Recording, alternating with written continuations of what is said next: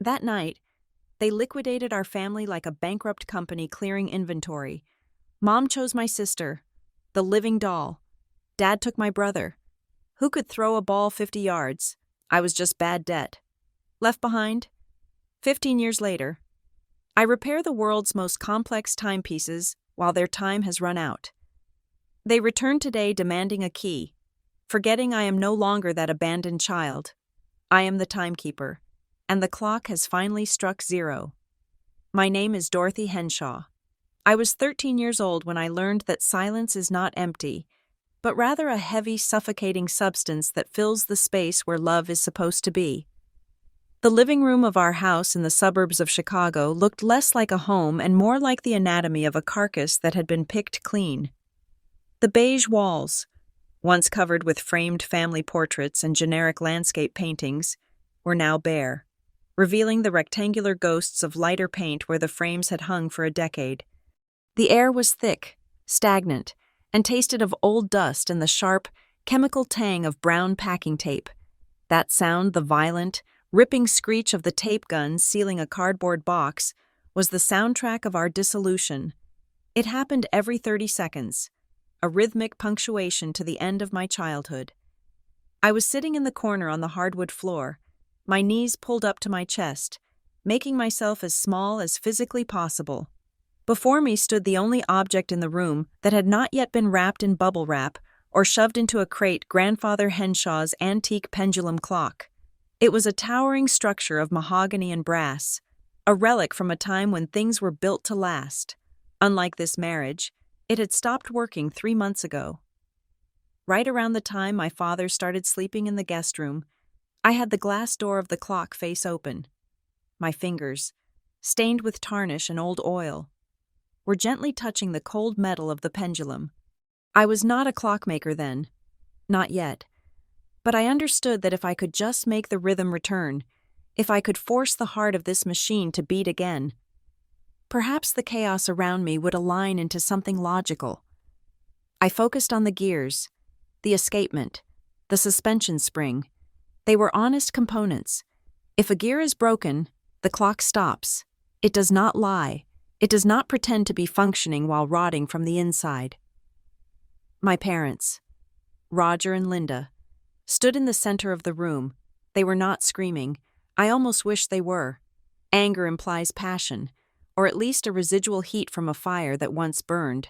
Instead, they were conducting a business meeting, a liquidation of assets. They moved around the stacks of boxes with the efficiency of strangers who had been forced to share an elevator. Roger, I found it hard to call him Dad. At that moment held a clipboard. He looked tired, his hairline receding further back than I remembered, his polo shirt slightly too tight around a midsection expanded by stress eating and cheap beer. He was moving to Texas. He had told us it was for a job opportunity in oil, a chance to strike it big, but I knew he was running away from debts that were nipping at his heels like stray dogs. Linda stood by the mantelpiece, checking her reflection in a compact mirror.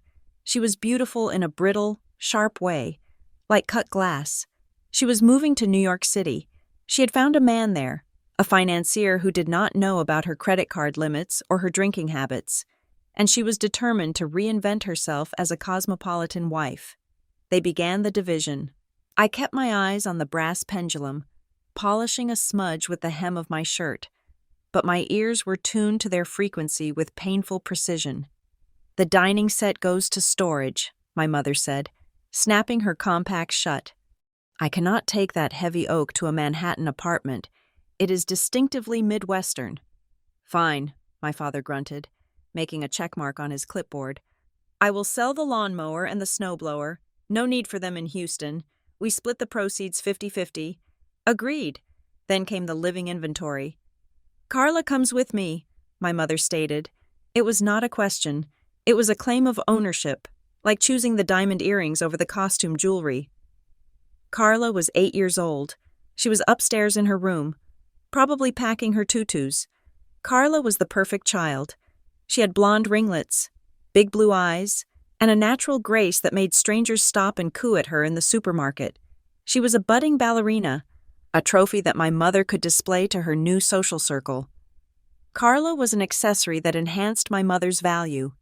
She needs the arts, my mother continued, justifying the acquisition. New York has the best ballet schools.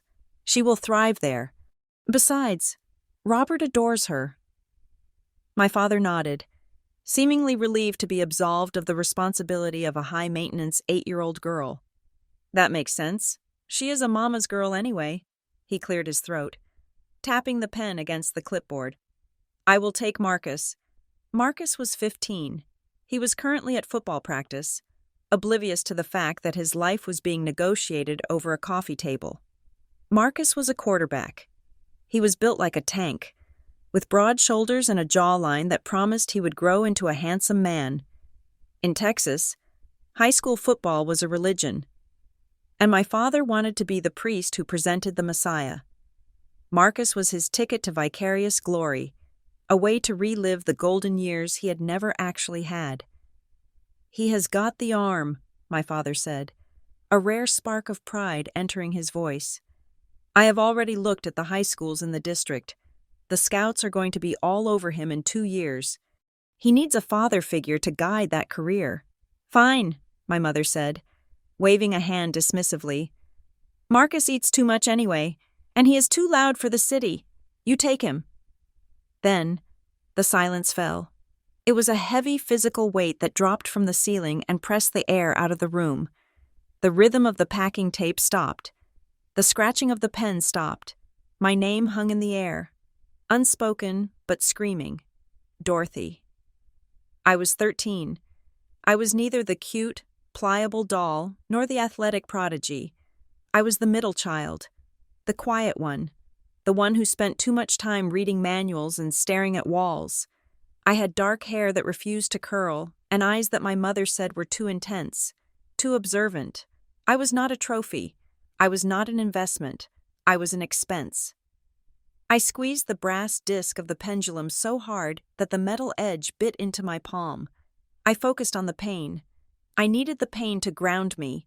Pick me, I thought, projecting the words into the dusty air.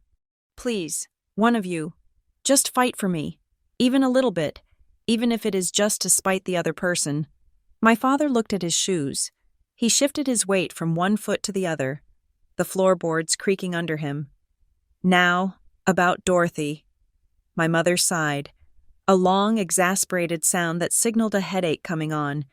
She walked over to the window and looked out at the street, avoiding even the general direction of where I sat in the corner. New York is going to be a tight squeeze, Roger, she began, her voice taking on a rehearsed, reasonable tone.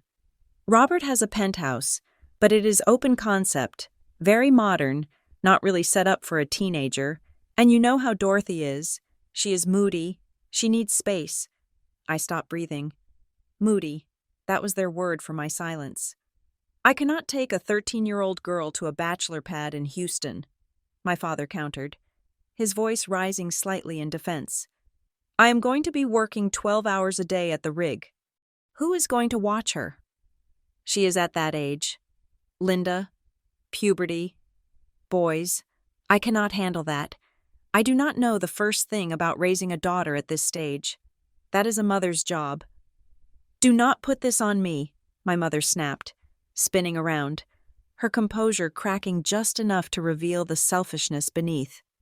I am taking the baby. I am restarting my life. I cannot show up with 2 children dragging behind me like anchors. It sends the wrong message. Besides, Dorothy and I do not click. She stares at me.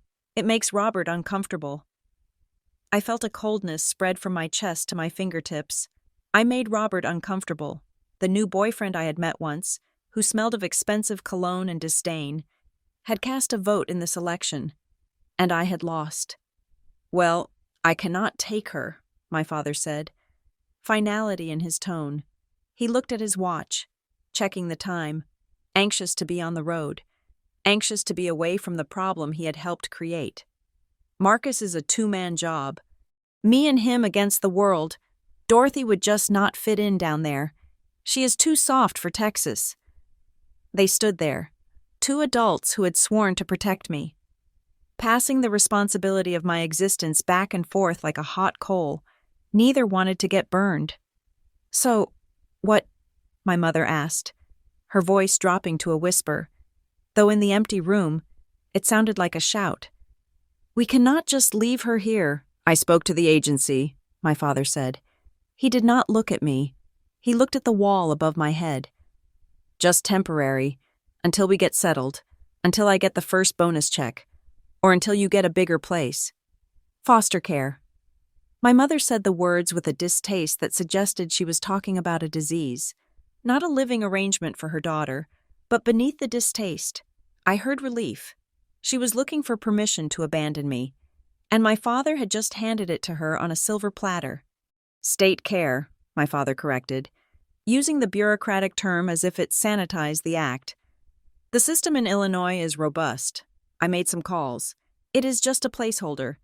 Linda, 6 months, maybe a year, just until we are on our feet. A year, my mother repeated. She smoothed the front of her silk blouse. Yes, that makes sense. It is better for her, really. Stable environment, professional supervision, better than being dragged across the country to sleep on a couch. They were agreeing. They were finding a consensus.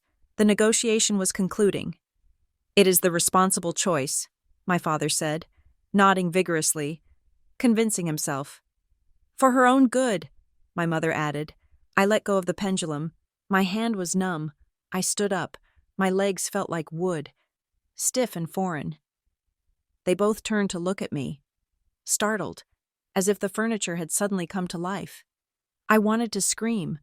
I wanted to throw the brass weights of the clock through the window. I wanted to beg. But I looked at their faces, my father's weak chin, my mother's cold, calculated eyes, and I realized that screaming would be a waste of energy. They had already signed the contract in their minds. I was the deficit they were writing off. I will go pack my bag, I said. My voice sounded strange to my own ears, hollow and distant, like it was coming from a radio in another room. I walked past them. I did not cry. Crying was for children who believed that tears could change the minds of adults. I was no longer that child. 2 hours later, I stood on the concrete front steps of the house. Beside me was a single duffel bag containing 3 pairs of jeans, 5 shirts, a few books, and a photograph of my grandmother. The wind was picking up, blowing dead leaves across the manicured lawn that would soon belong to strangers. A black sedan was idling at the curb the social worker my father had called. She was late. My father's SUV was packed to the roof. Marcus sitting in the passenger seat with his headphones on, staring at his phone, completely unaware that he was leaving a sister behind. My mother's convertible was already running. Carla strapped into the back seat with a new doll, looking towards the horizon. My father came out first. He stopped on the step below me. He did not hug me. He reached out and awkwardly patted my shoulder, his hand heavy and impersonal. "Be a good girl, Dorothy," he said, his eyes fixed on the driveway. "Study hard. I will send for you, as soon as the season is over. I promise." He was lying. We both knew it. "Goodbye, Roger," I said. He flinched at the use of his name, but he did not correct me. He walked to his car, got in, and didn't look back. My mother came out next. She smelled of lavender and ambition. She looked at me with a mixture of pity and annoyance, as if I were a stain on her lapel she couldn't quite scrub out. "This isn't forever," she said, checking her lipstick in the side mirror of the house. "You are a strong girl. You are independent. You will be fine. Tell the social worker I left the medical records in the envelope." She leaned in, not to kiss me, but to whisper, "Do not make this difficult for me, Dorothy. I deserve to be happy too." She walked to her car, her heels clicking on the pavement a sharp, staccato rhythm of departure. I stood there, a statue on the threshold of a life that no longer existed. I watched them. My father's SUV turned left, heading toward the interstate that would take him south to Texas. My mother's convertible turned right, heading toward the airport and the east. They moved in opposite directions, tearing the map of my world in half. I was the point of origin, the zero, the remainder. The social worker was walking up the driveway now, a woman with a tired face and a clipboard similar to my father's. But before she reached me, a sound drifted out from the open door of the empty house behind me.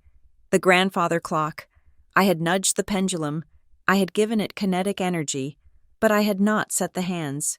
It struck twice, but the sun was setting. It was late afternoon. The time was wrong. The rhythm was uneven.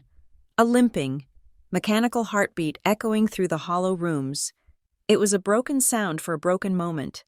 I turned my back on the empty house and the chiming clock. I picked up my bag. I did not look at the social worker. I looked at my own hands. They were steady. They were the only things in the world I could control now.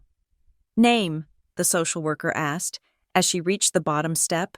Pen hovering over her paperwork, I looked at her, then past her, to the empty street where the taillights had faded.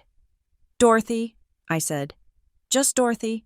The transition from being a daughter to being a statistic happens faster than the blink of an eye. It took exactly 45 minutes for the intake officers at the Cook County Juvenile Reception Center to strip away the last remnants of the life I had known in the suburbs. My clothes were cataloged. My medical history was summarized into checkboxes. My name, Dorothy Henshaw, was typed into a computer system that hummed with the indifference of a dying refrigerator. But for all practical purposes, I ceased to be Dorothy. I became file number 892-DH. The center was a purgatory designed in shades of institutional beige and gray. It smelled of bleach, floor wax, and the sour metallic scent of anxiety. There were 50 other children in my unit, ghosts drifting through the hallways in issued sweatpants and t-shirts that never quite fit. We moved like components on a conveyor belt that had jammed. We ate at 6 a.m. We studied outdated textbooks at 9. We had recreation at 3. We slept at 9. The rhythm was absolute, but it was not the rhythm of life. It was the rhythm of containment. The food was a study in colorlessness. Oatmeal that tasted like wet cardboard. Mashed potatoes that held the consistency of industrial paste. We ate in silence. Mostly, there was an unspoken rule among the residents. A survival code that we absorbed through the air vents. Do not attach. Do not make friends. Friends leave. Friends get transferred. Friends get returned to parents who suddenly sober up, or they get sent to high-security facilities because they finally snapped and punched a guard. To care was to expose a wire, and exposed wires short-circuited, so we kept our insulation thick. We looked through each other, not at each other. I spent 3 months in that holding pattern. I learned to make my bed with military precision, not because I was disciplined, but because smoothing out the wrinkles in the sheets was the only control I had over my environment. I learned that if I sat perfectly still in the common room, the staff would forget I was there, and I could avoid the mandatory group therapy sessions where we were expected to bleed emotionally for an audience of strangers. Then came the placement. Mrs. Halloway lived in a bungalow on the south side that looked like it had been wrapped in cellophane. She was a woman in her late 50s with hair dyed a harsh, chemical black, and eyes that assessed children the way a butcher assesses cuts of meat by weight and potential profit. She did not foster children because she had a surplus of love to give. She fostered because the state checks cleared on the first of the month.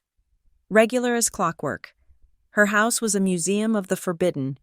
There were plastic runners on the carpets to prevent our shoes from touching the fibers. The furniture was covered in thick, clear vinyl that stuck to your skin in the summer heat, making a peeling sound every time you stood up. It was a house that repelled life. It was sterile, cold, and devoid of any scent of cooking or comfort. "You will keep your room tidy," Mrs. Halloway told me on the first day, handing me a list of chores that would take 3 hours to complete. "You will not make noise after 8 in the evening. You will not touch the thermostat. If you break something, it comes out of your clothing allowance." I was not a daughter there. I was a tenant who paid rent with labor and silence. My room was a small box at the back of the house with a single window overlooking a brick wall. It contained a bed, a dresser, and a lamp. It was enough. I did not want more. I wanted less. I wanted to disappear completely. but the boredom was a physical weight. It sat on my chest, heavier than grief, to escape it. I began to look at the world not as a series of sad events, but as a series of mechanisms. It started with the toaster. It was a cheap, two-slice model that Mrs. Halloway had been about to throw away because the lever would not stay down. She had cursed it, calling it junk, and left it on the counter to be discarded. When she went out to play bingo, I took a butter knife and unscrewed the bottom plate. I did not know what I was doing, but my hands seemed to possess a memory that my brain did not. I saw the crumb tray, the heating elements, and the electromagnet that was supposed to engage when the lever was depressed. It was clogged with years of carbonized breadcrumbs. I cleaned the contact point with a Q-tip dipped in rubbing alcohol. I bent the metal tab back into alignment by a fraction of an inch. When I reassembled it and pushed the lever down, it clicked. It held. The coils glowed a bright, angry orange. I felt a surge of adrenaline that was almost intoxicating. I had fixed it. I had reversed entropy. For a few minutes, the chaos of the universe had been pushed back by my own hands. After that, I hunted for broken things. The transistor radio that hissed static. A loose solder joint on the antenna. The blender that whined but did not spin, a stripped gear in the base. I fixed them in secret, late at night, under the blanket with a flashlight. I never told Mrs. Halloway. She would not have praised me. She would have accused me of tampering. The turning point arrived on a humid Saturday in July. The neighbors 3 houses down were having a garage sale. Mrs. Halloway had sent me to the corner store for milk, and I walked past the tables of discarded clothes and chipped crockery. That was when I saw it. It was lying in a cardboard box marked odds and ends, 50 cents each. It was a pocket watch, or rather, it was the corpse of a pocket watch. The front cover was missing. The glass crystal was shattered. The gold plating was flaking off the brass casing like dead skin. It was ugly, ruined, and utterly worthless. I stopped. I could not move. I reached into my pocket. I had exactly $1 that I had found on the sidewalk 2 weeks ago. I picked up the watch. It was heavy, a dense, cold weight in my palm. Through the broken face, I could see the motionless hands frozen at 4:12. I could see the tiny, rusted screws. I felt a pull in my gut, a magnetic attraction so strong it made me dizzy. It was not just a broken object. It was a puzzle waiting to be solved. It was a heart waiting to be restarted. I bought it. I hid it in my sock. I walked back to Mrs. Halloway's house with the milk, my heart hammering against my ribs like a bird trapped in a cage. That night, I waited until the house settled into its usual groaning silence. I waited until I heard the rhythmic snoring of Mrs. Halloway from down the hall. Then, I turned on my small bedside lamp and draped a thick towel over the shade to dim the light. I took out the watch. I did not have tools. I did not have screwdrivers or tweezers or oil. I had to improvise. I used a safety pin that I had straightened out. I used a metal hair clip that I had filed down against the concrete of the windowsill until it was sharp and flat. I began to disassemble it. It was slow, agonizing work. The screws were microscopic. One slip of the hand, and they would be lost forever in the weave of the carpet. I held my breath for 30 seconds at a time. I used the safety pin to gently pry the mainspring barrel loose. I laid the pieces out on the white pillowcase in a specific order, creating an exploding diagram of the machine. The complexity was beautiful. It was a city of brass and steel. There were gears with teeth smaller than a grain of sand. There were springs coiled with potential energy. I saw the logic of it immediately. This gear turns this pinion, which turns this wheel, which regulates the escape. It was a language that required no words, no lies, no manipulation. It was pure truth. I lost track of time. I was deep inside the mechanism, scraping away a patch of rust on the balance wheel with the tip of the hair clip, when the door slammed open. Mrs. Halloway stood there, silhouetted by the hallway light. She was wearing a floral nightgown, her face smeared with cold cream. She looked like a vengeful ghost. "What are you doing?" she demanded, her voice shrill. It is 2 in the morning. She flicked on the overhead light. The room flooded with harsh brightness. She saw the pillowcase on my lap, covered in the tiny, sharp debris of the watch.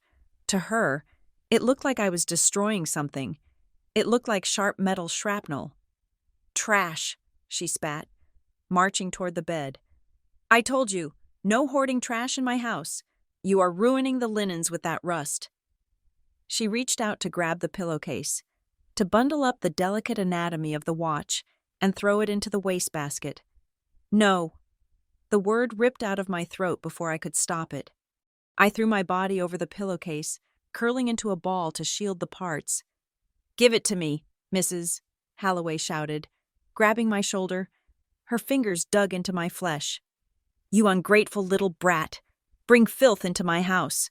"It is not filth," I screamed back. It was the first time I had raised my voice in 6 months. "It is a machine. Do not touch it." She yanked at my arm. I kicked out. I didn't mean to hurt her. I just needed space. My foot connected with her shin. She yelped and stumbled back. We stared at each other. The silence that followed was terrifying. I had crossed a line. Foster children do not fight back. Foster children disappear when they fight back. The next morning, Mrs. Vance, my social worker, sat at the kitchen table. She was a woman with kind eyes and tired shoulders, wearing a suit that had seen better days. Mrs. Holloway was standing by the sink, arms crossed, recounting my violent outburst, painting me as a dangerous, unstable delinquent who hoarded sharp metal objects to perhaps build a weapon. "She is disturbed," Mrs. G. Holloway insisted. "I cannot have that in my home. She has to go." Mrs. Vance nodded patiently, making notes in her file. Then she turned to me. I was sitting at the table, the plastic bag containing the disassembled watch clutched in my hands. I was ready to be handcuffed. I was ready to be sent to juvenile detention. "Dorothy," Mrs. Vance said softly, "can I see what is in the bag?" I hesitated. Then, slowly, I opened the bag and poured the contents onto the vinyl tablecloth. The gears, the screws, the springs, the casing. They spilled out in a heap. Mrs. Holloway sneered. "See junk?" Mrs. Vance adjusted her glasses. She leaned in close. She didn't look at the rust. She looked at the way I had separated the screws by size. She looked at how I had grouped the gear train separate from the keyless works. She saw the intentionality. "You took this apart?" Mrs. Vance asked, looking at me. "Yes," I whispered. "With what tools?" "A safety pin and a hair clip." Mrs. Vance picked up the tiny hair clip I had filed down. She ran her thumb over the improvised edge. She looked at the watch, then back at me. There was a flicker of something in her eyes that I had never seen before. It was not pity. It was respect. "Mrs. Holloway," Mrs. Vance said, her voice firm. "I think you are right. This placement is not appropriate for Dorothy." Mrs. Holloway nodded smugly. "Good. Get her out." "I intend to," Mrs. Vance said. She stood up and signaled for me to pack my things. As we walked to her car 10 minutes later, I thought I was going to a lockup. I gripped the bag of watch parts so tight my knuckles turned white. "You are not in trouble, Dorothy," Mrs. Vance said, as she unlocked the car doors. "I kicked her," I said dully. "She tried to take your property," Mrs. Vance replied. She started the engine. "And what you were doing was not vandalism. That was engineering. You have a gift, Dorothy, a very specific, very rare gift." She pulled away from the curb. I watched Mrs. Holloway's sterile bungalow disappear in the rear-view mirror. "Where are we going?" I asked. "There is a group home in Oregon," Mrs. Vance said, merging onto the highway. "It is in a small town. They have a vocational program, woodshop, metalwork, mechanics. It is underfunded and it is rough, but they let the kids work with their hands." She looked at me in the rear-view mirror. "I think you need to be somewhere where you can build things, not just exist." I looked down at the bag in my lap. Through the plastic, I could see the dull glint of the brass gear. I had failed to fix it last night. I had been interrupted. But I still had the parts. I still had the logic. "I will make it run," I whispered to the window, my breath fogging the glass. "One day, I will make it run." It was the first promise I made to myself that I actually intended to keep. I was leaving Chicago. I was leaving the file number 892 behind. I was still a ward of the state, but I was no longer just a number. I was a mechanic in the making, and I was carrying my first project in my pocket. The rain in Oregon was different from the rain in Chicago. In the city, the rain was angry. It slapped against the pavement and turned into black sludge within minutes. Here, in the small town of Cedar Hollow, the rain was a constant, weeping presence that made everything smell of wet pine needles and decaying earth. It was a green, mossy world, and for the first time in my life, the air felt breathable.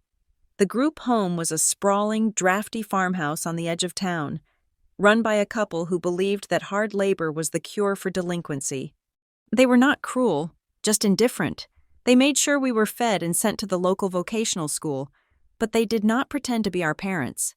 That suited me fine. I had had enough of parents. I preferred the company of sawdust and silence. I found the shop on a Tuesday afternoon in late October. I had missed the bus back to the farm and decided to walk through the town center. It was a row of dying businesses, a bakery that sold day-old bread, a hardware store that smelled of fertilizer, and a post office that closed at noon. But at the very end of the street, squeezed between a boarded-up cinema and a narrow alleyway, sat a storefront that seemed to have been forgotten by the 20th century. The sign above the door was made of heavy wrought iron, swinging on rusted chains that groaned in the wind. It read, "The Iron Chronos." I stopped. I did not intend to stop, but the sound coming from inside the building reached out and grabbed me by the lapels of my coat. It was a heartbeat. It was not a single sound, but a layering of 1,000 tiny metallic pulses. Tick, tock, whir, click, snap. It was a symphony of rhythm, a chaotic chorus that somehow resolved into a perfect, steady order. It was the sound of time being sliced into digestible seconds. I walked to the window. The glass was old and wavy, distorting the view, but I could see inside. The shop was a cavern of shadows and golden light. Every inch of wall space was covered in clocks. There were grandfather clocks standing like sentinels in the gloom, their pendulums swinging with hypnotic slowness. There were mantel clocks made of black marble and onyx. There were wall clocks with faces painted with scenes of ships at sea or hunting dogs. And in the center of the room, hunched over a workbench illuminated by a single, green-shaded lamp, sat a man. He was old. His hair was a shock of white static, and his back was curved like a question mark. He wore a heavy leather apron over a wool sweater, and a jeweler's loop was screwed into his right eye socket, making him look like a cyborg from a steampunk novel. This was Elias Vane. Of course, I did not know his name then. I only knew that he was the conductor of this orchestra. I watched him. I stood there for an hour, my breath fogging up the glass, watching his hands. They were large, gnarled hands, spotted with age, but they moved with a delicacy that defied biology. He was working on something small, a pocket watch perhaps, and his movements were precise, economical, and reverent. He did not twitch. He did not hesitate. I came back the next day, and the day after that, for 3 weeks. My routine was absolute. I would finish my classes at the vocational school, where I was learning to weld pipes and sand cabinets, and I would walk 2 miles to the town center. I would stand outside the Iron Chronos, leaning against the damp brickwork, just watching. I never went inside. The shop felt like a temple, and I was a heathen. I was a foster kid with a number in a file, and that world of polished brass and mahogany felt too pure for me to touch. Elias knew I was there. Occasionally, he would look up from his bench, his magnified eye scanning the window. He would scowl, a deep furrow appearing between his white eyebrows, and then he would return to his work. He looked like a man who preferred the company of mainsprings to the company of humans, especially lurking teenagers. Then came the storm. It was a Tuesday in November. The sky turned a bruised purple at 3 in the afternoon, and the heavens opened up. It was not just rain, it was a deluge. The wind howled down the street, knocking over trash cans and stripping the last dead leaves from the oaks. I was standing at my post, shivering violently. My denim jacket was soaked through in seconds. My hair was plastered to my skull, and water was running down my neck, freezing my spine. But I could not leave. I was watching Elias disassemble a complex carriage clock, and I needed to see where he put the escapement lever. The door of the shop flew open with a crash of bells that sounded angry. "For the love of St. Peter!" a voice roared. I jumped back, ready to run. Elias Vane stood in the doorway. He looked even larger up close. He smelled of pipe tobacco, cedar wood, and whale oil. He glared at me with ferocious intensity. "Are you trying to catch pneumonia so you can die on my doorstep and drive down my property value?" he barked. I stared at him, unable to form words. My teeth were chattering too hard. "Well," he shouted over the wind, "in or out, you are letting the damp in, and moisture is the enemy of rust-free movements." I stepped inside. The silence of the outside world was instantly severed. I was enveloped in the sound. The ticking was louder here, a physical vibration that hummed in the floorboards and settled in my bones. The air was warm and dry, smelling of old paper and brass polish. Elias did not offer me a seat. He did not offer me tea. He grunted, walked behind his counter, and threw a rough, oil-stained rag at my face. "Dry off," he commanded. "You are dripping on the floor." I caught the rag and wiped my face. It smelled of solvent, a sharp, chemical scent that I found strangely comforting. Elias went back to his bench, picked up a cardboard box, and dumped its contents onto a clear space on the counter. It was a massacre. A wooden cuckoo clock had been smashed. The bird was decapitated. The bellows were torn, and the brass movement was a tangled bird's nest of wheels and chains. "Customer dropped it," Elias muttered, not looking at me. "Said it was hopeless. I say they are clumsy idiots." He pointed a screwdriver at the pile of debris. "You have been staring through my window for 20 days. I have counted. You watch my hands. You are not looking at the pretty faces of the clocks. You are looking at the tools." He looked me in the eye, his gaze sharp and unyielding. "Sort the gears," he said. "Separate the time train from the strike train. If you can do that without asking me a stupid question, you can stay until the rain stops. If you ask me what a time train is, you get out." He turned his back on me and returned to his work. I walked to the counter. I looked at the mess. For a normal person, it would have looked like trash, but as I stared at the brass wheels, my brain did something it had not done since I fixed Mrs. Halloway's toaster. It shifted gears. The noise of my own life, the rejection, the foster homes, the fear faded away. The static in my head cleared. I picked up a wheel. It had thick, sturdy teeth. This was a high-torque gear. It belonged to the weight that pulled the chains. I set it aside. I picked up a smaller, delicate wheel with a fan attached to it, a fly governor. This controlled the speed of the chime. Strike train. I worked. I did not feel the cold anymore. I did not feel the hunger in my stomach. I existed only in the relationship between these metal pieces. My hands moved with a certainty that frightened me. I used a pair of tweezers lying on the bench to untangle a chain. I used a small pick to align the pivots. Time dissolved. I did not know if 5 minutes or 5 hours had passed. "Stop." The voice was close. I froze, my hand hovering over a ratchet wheel. Elias was standing right beside me. I hadn't heard him approach. He was looking down at the counter. I had not just sorted the gears, I had reassembled the base plates. The movement was sitting there, a skeleton of brass. The gears mesh-locked in their correct positions. I had intuitively understood how the bird's lever connected to the bellows. Elias picked up the movement. He held it up to the light. He took a key from his pocket and wound the mainspring. He gave the pendulum leader a gentle nudge. Tick, tock, tick, tock. The heartbeat was strong, even. Elias lowered the mechanism and looked at my hands. They were covered in grease. My fingernails were dirty. They were not the hands of a 13-year-old girl. "The mechanic's hands," he whispered. It sounded like a diagnosis. He looked at me, really looked at me, for the first time. "You did not learn this in school," he said. "No," I replied. My voice was raspy from disuse. "You did not learn this from a book." "No." "You listened to it," he said, tapping the side of his head. "You hear the logic. It is rare. Most people only hear the noise." He walked back to his bench and sat down heavily. "My name is Elias," he said. "I do not like children. They are sticky and they ask questions to which they do not actually want the answers. But I am old, and my eyes are failing, and I have a backlog of repairs that stretches into the next century." He gestured to a high stool in the corner of the shop, buried under a stack of trade magazines. "Clear that off," he ordered. "Come back tomorrow. Do not stand in the rain. Come inside.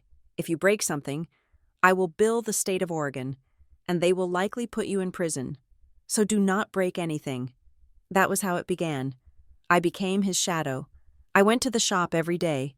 I learned that Elias was not just a repairman. He was a horologist, a guardian of history. He taught me the names of things, giving vocabulary to the instincts I already possessed. I learned about the escapement, the balance staff, the few-C chain, but he taught me more than mechanics.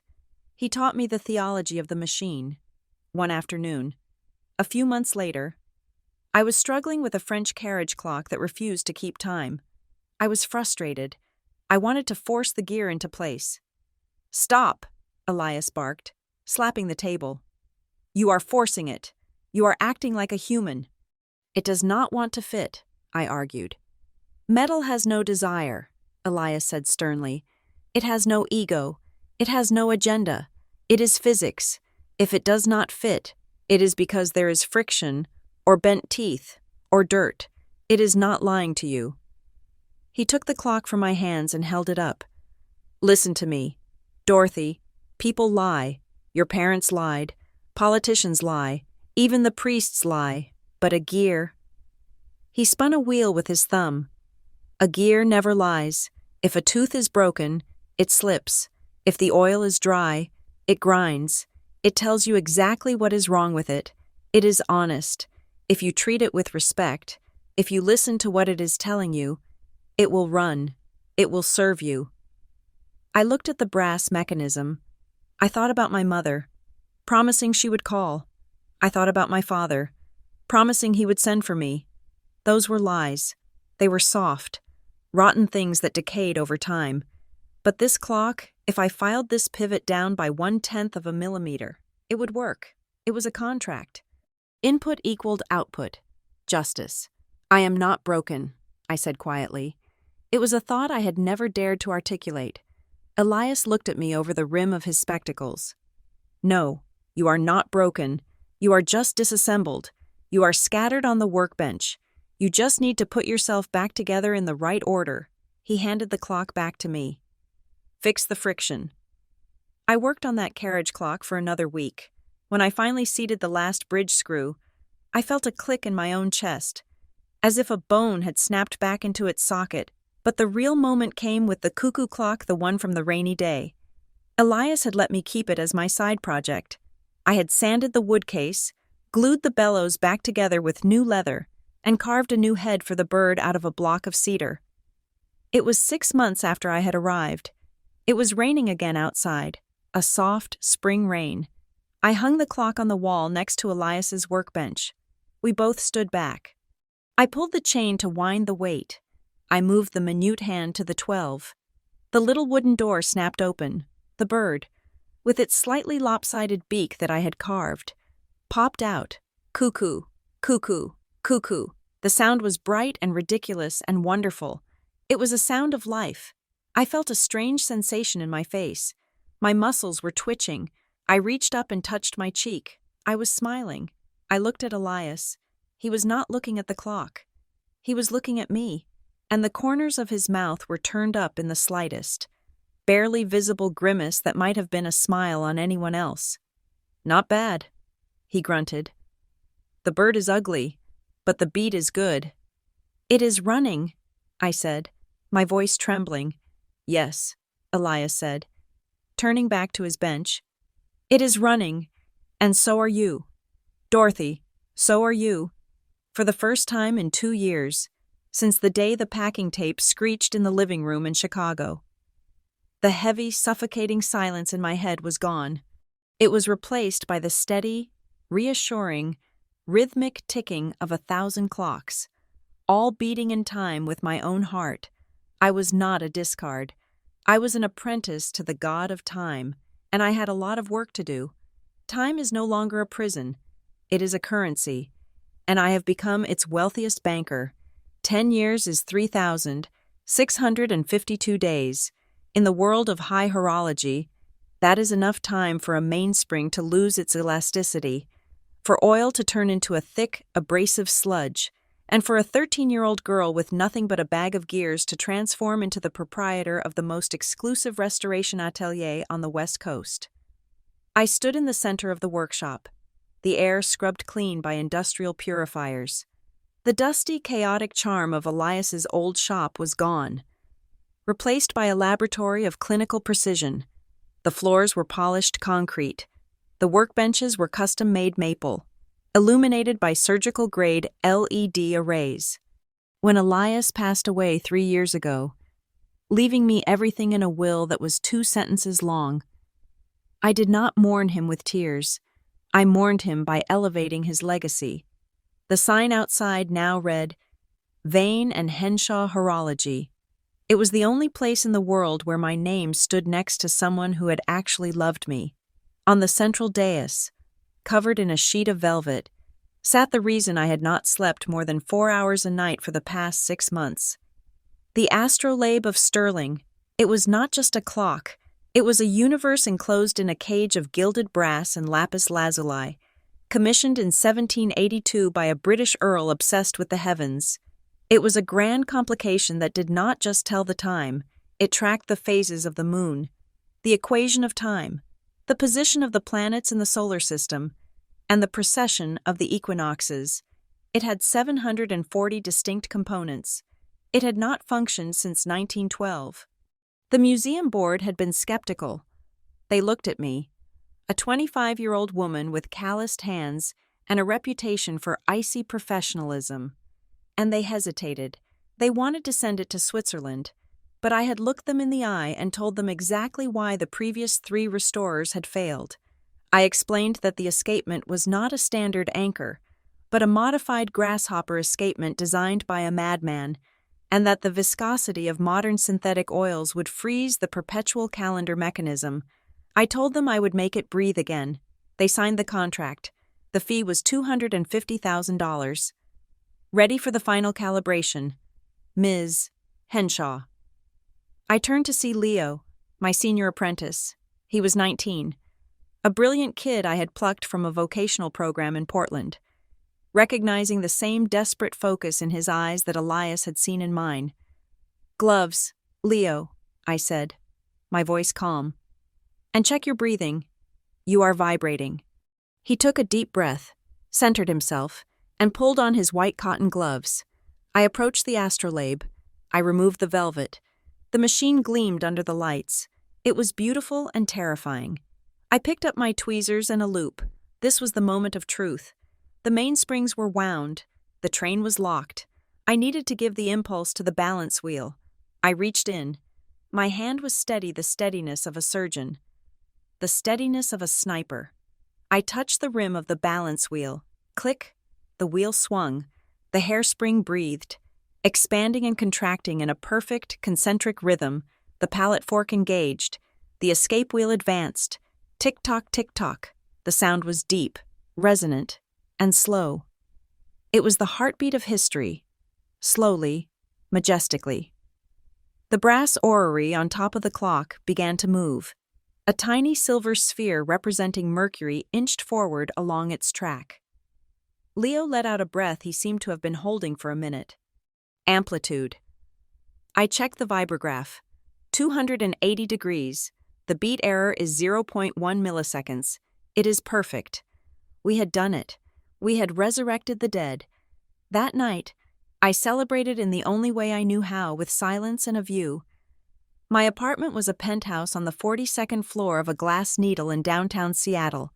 It was a fortress of solitude. The walls were stark white, the furniture was Italian leather, and the floor-to-ceiling windows offered a panoramic view of the city lights, a grid of electricity that looked like a giant circuit board. There were no dusty carpets here, no vinyl covers, no smell of packing tape. I poured myself a glass of vintage Pinot Noir and stood by the window. I wore a silk robe that cost more than my father's car had been worth. I had money. I had respect. I had control. The doorbell rang. It was the only person who had the code to the private elevator. James parked his briefcase on the kitchen island and loosened his tie.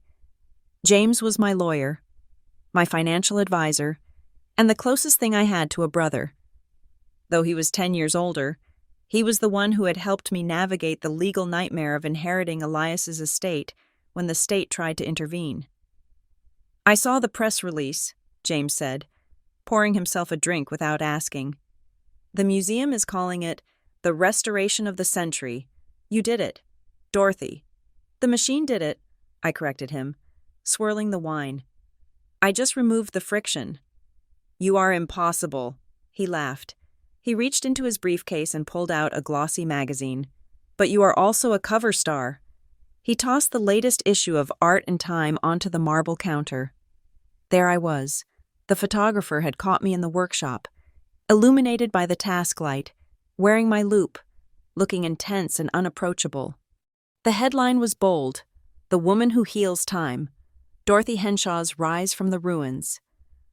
I picked it up, feeling a knot tighten in my stomach.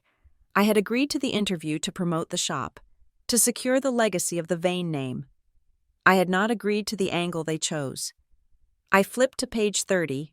The article was glowing, praising my technical genius, my supernatural understanding of complex mechanisms. But then, in the third paragraph, it pivoted: "Born in Chicago.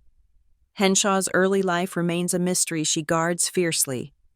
However, records indicate she entered the state foster care system at age 13, a ward of the court who found salvation in the intricate world of mechanics.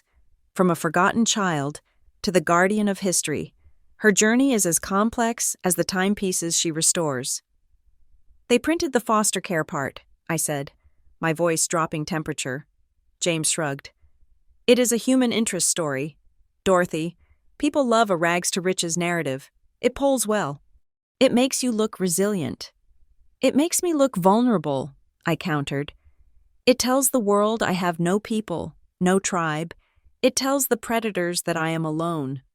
"You are not alone," James said, gesturing to himself. "And you are not vulnerable. You are the toughest client I have. You are practically made of tungsten carbide." I looked at the magazine again. The words foster care system seemed to glow on the page like a neon sign. I had spent 10 years burying that number 892.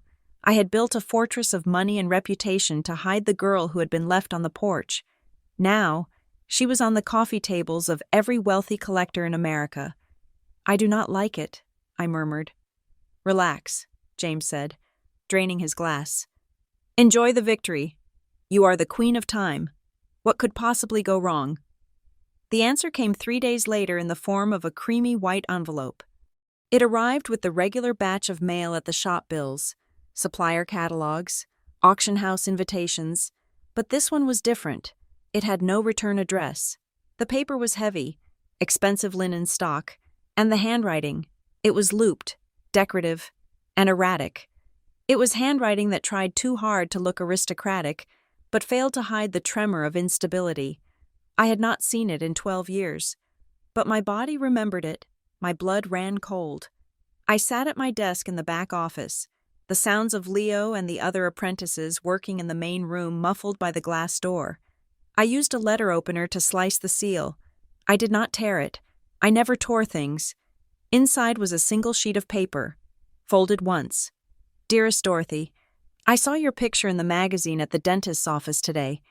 You look so grown up, so successful. My heart just swelled with pride.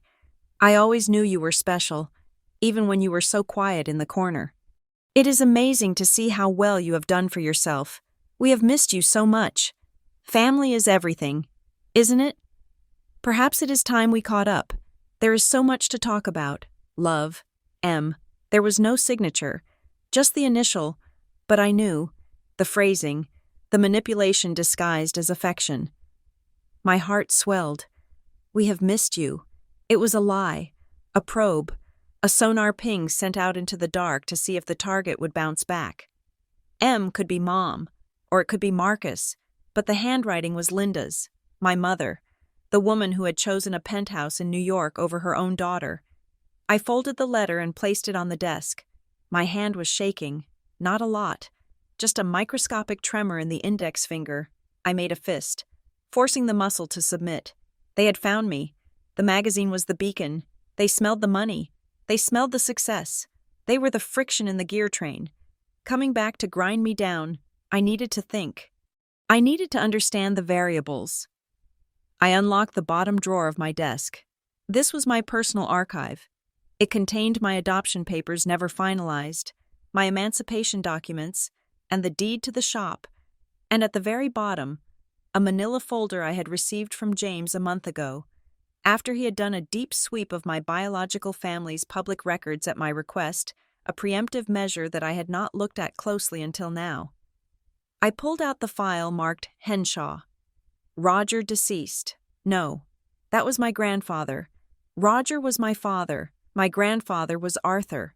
I opened the sub-file for Arthur Henshaw. He had died 2 years before my parents split up.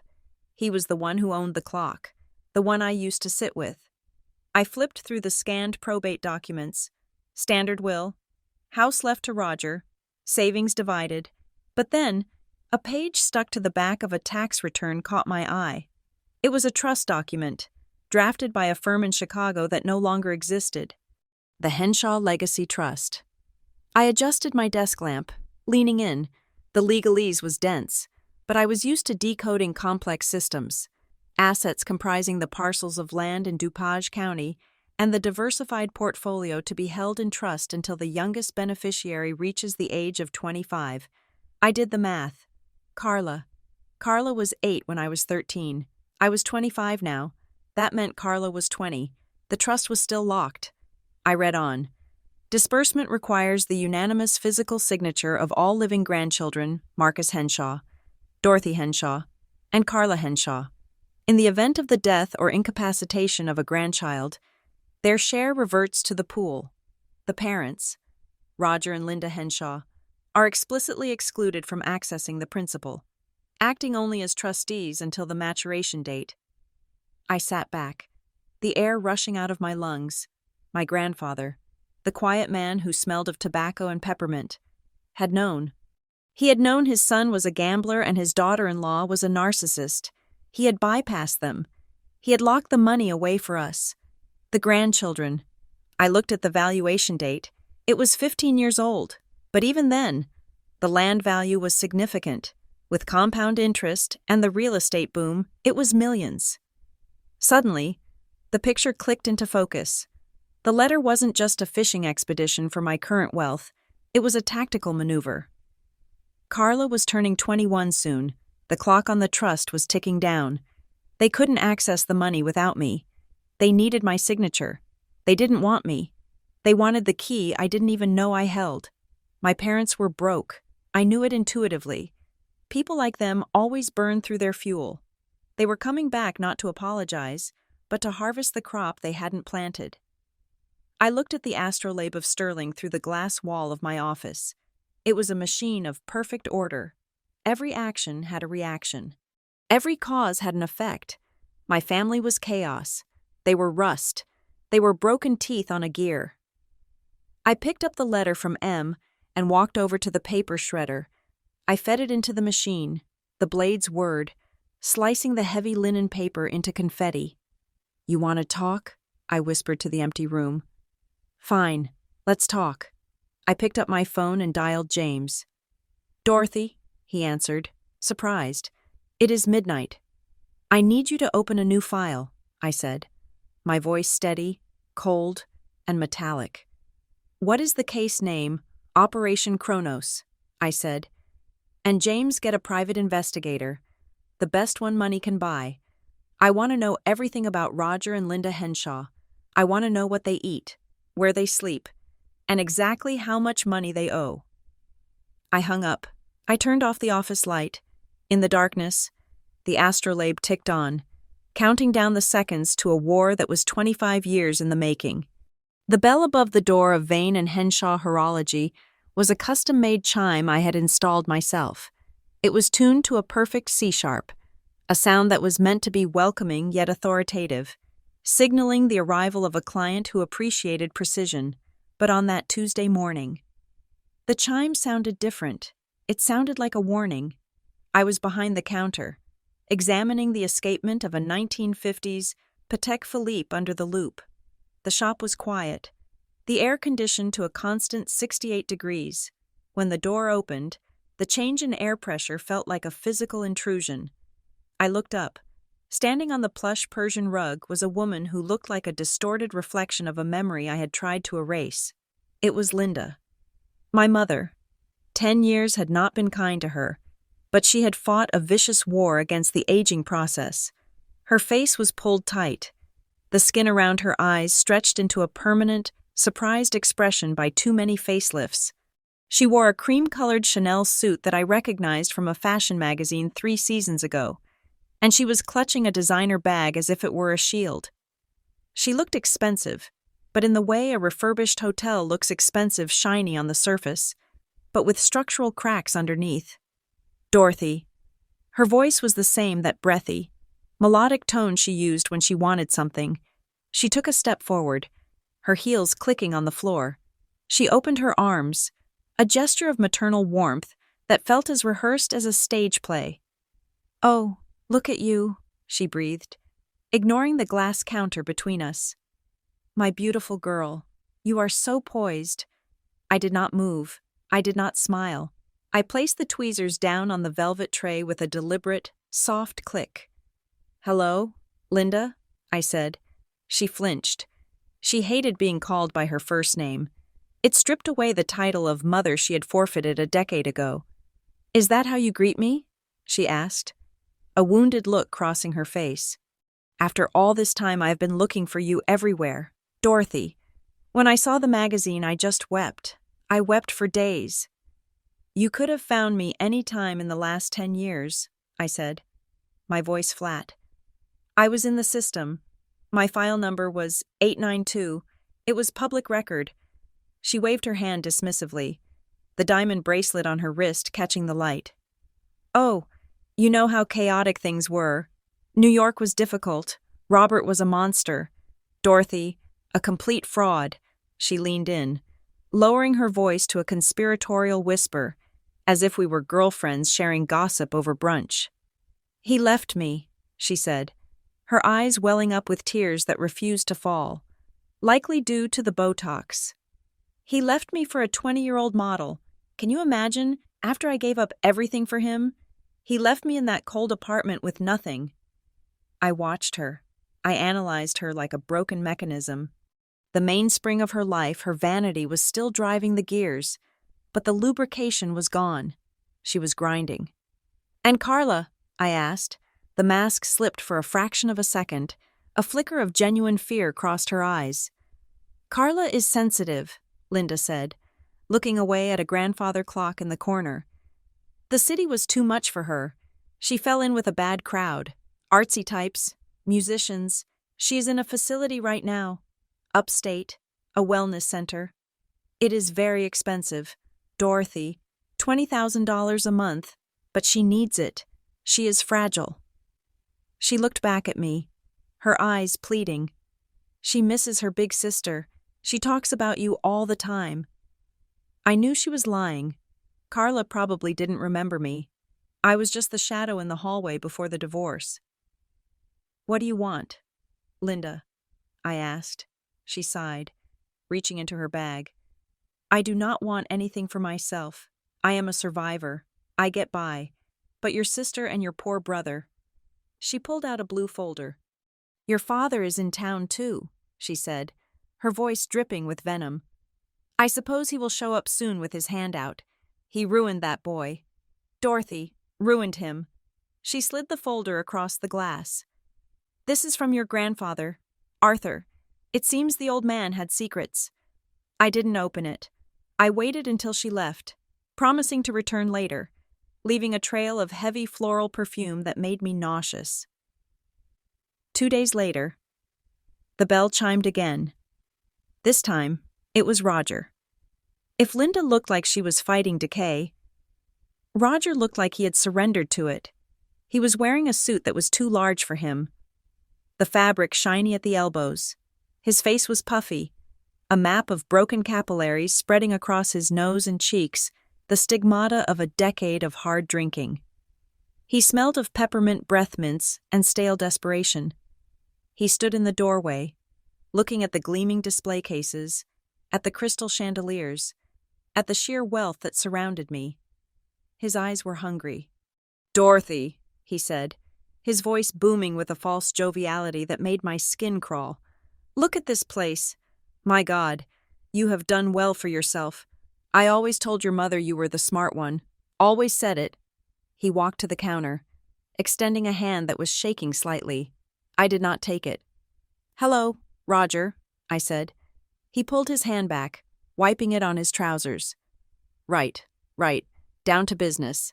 That is my girl. No nonsense. Just like me." He laughed, a dry hacking sound. "Texas was a bust, kid," he said, leaning on the counter. "Oil prices tanked. Investors pulled out. Bad luck. Just a run of bad luck. And Marcus." His face darkened. This part, at least, seemed to carry a grain of real pain. "He blew out his knee senior year," Roger said. "A CL, MCL, the whole works. Scholarship gone. He tried to play through it, but he got hooked on the painkillers. You know how it is. Now he is back in Houston, working security at a mall. Can you believe that Marcus Henshaw, a mall cop?" He shook his head. "He needs a fresh start. We all do. I have a business plan. A sure thing. But I need capital." He reached into his jacket pocket and pulled out a folder identical to the one Linda had left. "This trust," he said, tapping the paper. "It is sitting there, millions of dollars. Dorothy, just sitting in a frozen account while your family suffers. It is criminal. Grandfather Arthur was senile when he wrote this. He was not thinking straight." I finally opened the folder. It was the Henshaw Legacy Trust. I read the clauses I had already discovered, but now I saw the addendum they were pushing.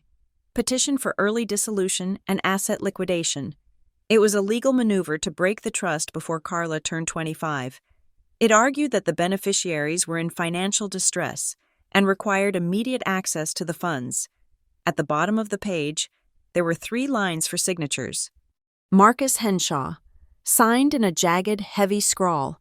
Carla Henshaw, signed in a shaky, weak script that looked like it belonged to a child. Dorothy Henshaw, blank. "We have the votes," Roger said, tapping the paper. "Marcus is on board. Linda got Carla to sign last week. We just need you, 1 signature, and the bank releases the funds. $3 million. Split 3 ways. That is $1 million for you.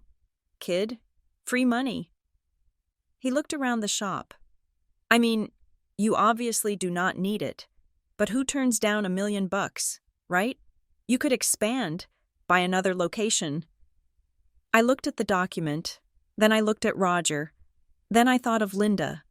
They were working separately, yet in perfect synchronization.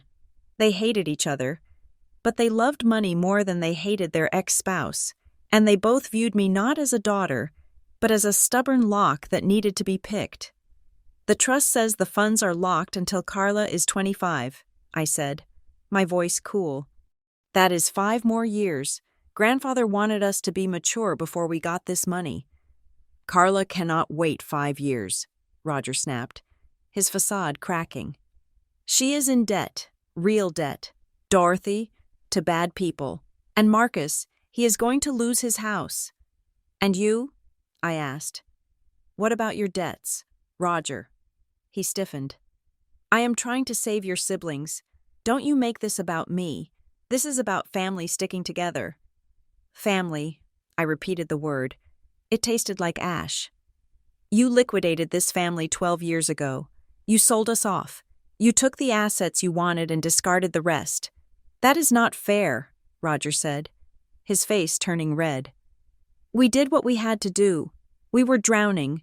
We wanted you to have a better life. And look, he gestured wildly at the shop. It worked. You are rich. You should be thanking us.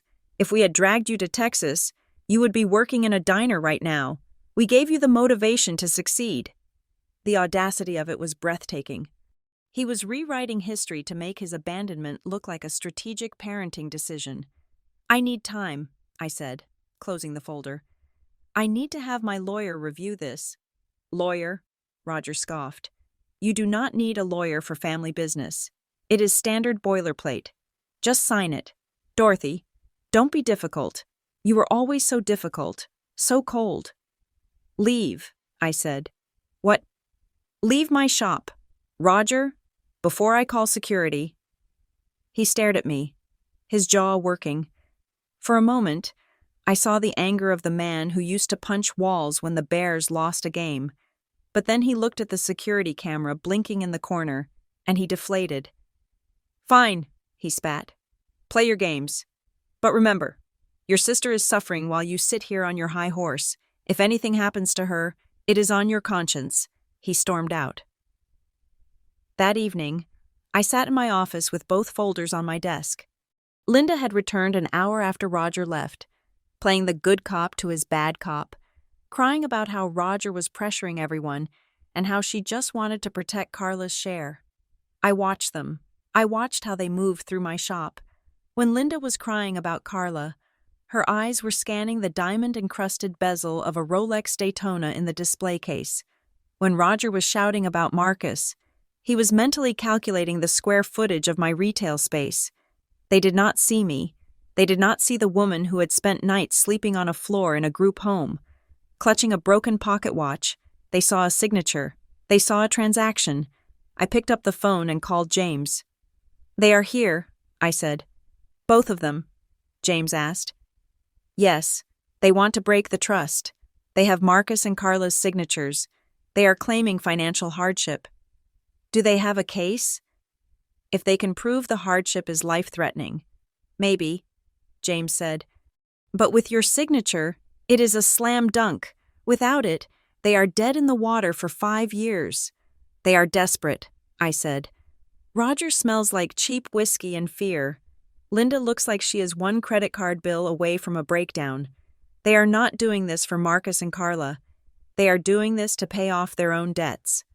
So, what do you want to do? James asked. If you sign, you get $1 million. You can walk away. Wash your hands of them. I looked at the blank signature line. Dorothy Henshaw. If I signed, I gave them what they wanted. I fed the parasites. The money would be gone in a year. Roger would gamble it away on another sure thing. Linda would spend it on another boyfriend and more surgery. Marcus and Carla would get crumbs, if anything. But if I didn't sign, I am not signing. I said, Not yet. They will come after you, James warned. They will get nasty. They will try to force you. I know, I said. I looked at the astrolabe of Sterling through the glass. It was a machine that measured the movement of the stars. It was patient. It played the long game. Let them come, I said. They think I am the 13-year-old girl who sat in the corner and said nothing. They forgot that I am the one who fixes things. And sometimes, to fix a machine, you have to strip it down to the bare metal and dip it in acid. I hung up the phone. The ghosts were back. They were hungry. They were loud. And they were demanding.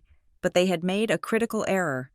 They had walked into the shop of a master watchmaker, and they didn't realize that I controlled the time. I would not give them a quick signature. I would give them a slow, grinding lesson in mechanics. I put the folders in the safe and spun the dial. The click of the lock was the most satisfying sound I had heard all day. The phone call from Marcus came 3 days after Roger stormed out of my shop. It was 2 a.m, the hour when the city sleeps, but the desperate are just waking up. I did not recognize the number, but I recognized the breathing. It was heavy, wet, and congested, the sound of a man who had smoked too many cigarettes and swallowed too much pride. "You think you are better than us," the voice rasped. There was no greeting, no hello, just immediate, blunt force aggression. "Hello, Marcus," I said, sitting up in bed and turning on the lamp. I kept my voice even. I treated him like a client who was disputing a bill. "Do not give me that superior tone," he snapped. "Dad says you are holding out. He says you are sitting on the signature just to spite us. You are enjoying this, aren't you, watching us squirm?" "I am reviewing the documents," I replied. "It is a complex legal matter." "It is not complex," he shouted, the distortion of the phone line cracking. "It is money. It is our money. I need that cash. Dorothy." "I have guys. I have people breathing down my neck. You do not understand. They do not send letters. They break kneecaps." I paused. So Roger had lied. It wasn't just a fresh start Marcus needed. It was a bailout from loan sharks. The golden boy who used to throw a football 50 yards was now running from bookies. "Gambling?" I asked. "Investments," he spat back. The lie automatic. "Bad beats. Look, just sign the paper. If you do not, I know where your shop is. I know where you live. I am still your big brother. Dorothy, I can still push you around." "You are welcome to try," I said coldly. "But my security system is state-of-the-art, and unlike you, I do not have a blown-out knee." I hung up. I did not feel fear. I felt a profound, exhausting disappointment. The brother I remembered, the one who had once let me sit next to him while he played video games, was dead. This man was just a collection of bad choices and testosterone. 2 days later, Carla arrived. She did not storm in like Roger or strut in like Linda. She drifted in, like a leaf caught in a draft. She was 20 years old, but she looked simultaneously 12 and 40. Her blonde hair, once my mother's pride, was brittle and tied back in a messy bun. She wore an oversized sweater that swallowed her frame, likely to hide how thin she had become. She stood by the counter, trembling. Her eyes darted around the shop, unable to focus on anything. "Dorothy," she whispered. I walked out from behind the glass. I did not hug her. I knew better than to touch a raw nerve. "Carla," I said, softness entering my voice against my will. "You look tired." "I am," she said, her voice cracking. "I am so tired. Dottie." She used the old nickname. It was a calculated move. Linda had coached her. I could see the strings. "Mom says you are mad at us," Carla said, tears spilling over instantly. "She says you hate us because we left. But I was little. Dottie, I didn't choose. They just put me in the car." "I know," I said. "I do not blame you for that." "Then help us," she pleaded, reaching out to grab my hand. Her skin was ice cold and damp. "I need to get away from Mom. She is suffocating me. If I get my share of the trust, I can go to California. I can go to rehab. A real one, not the fake ones Mom sends me to where they just give you more pills. Please, I just want to get clean." For a second, I wavered. If I signed, maybe she could escape. Maybe money would be her ticket out. But then I saw it. She was looking past me. At the reflection in the mirror behind the counter, she was checking her angle.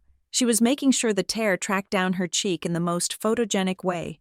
It was a performance, a survival mechanism she had learned from Linda. "I am working on it, Carla," I said, pulling my hand away.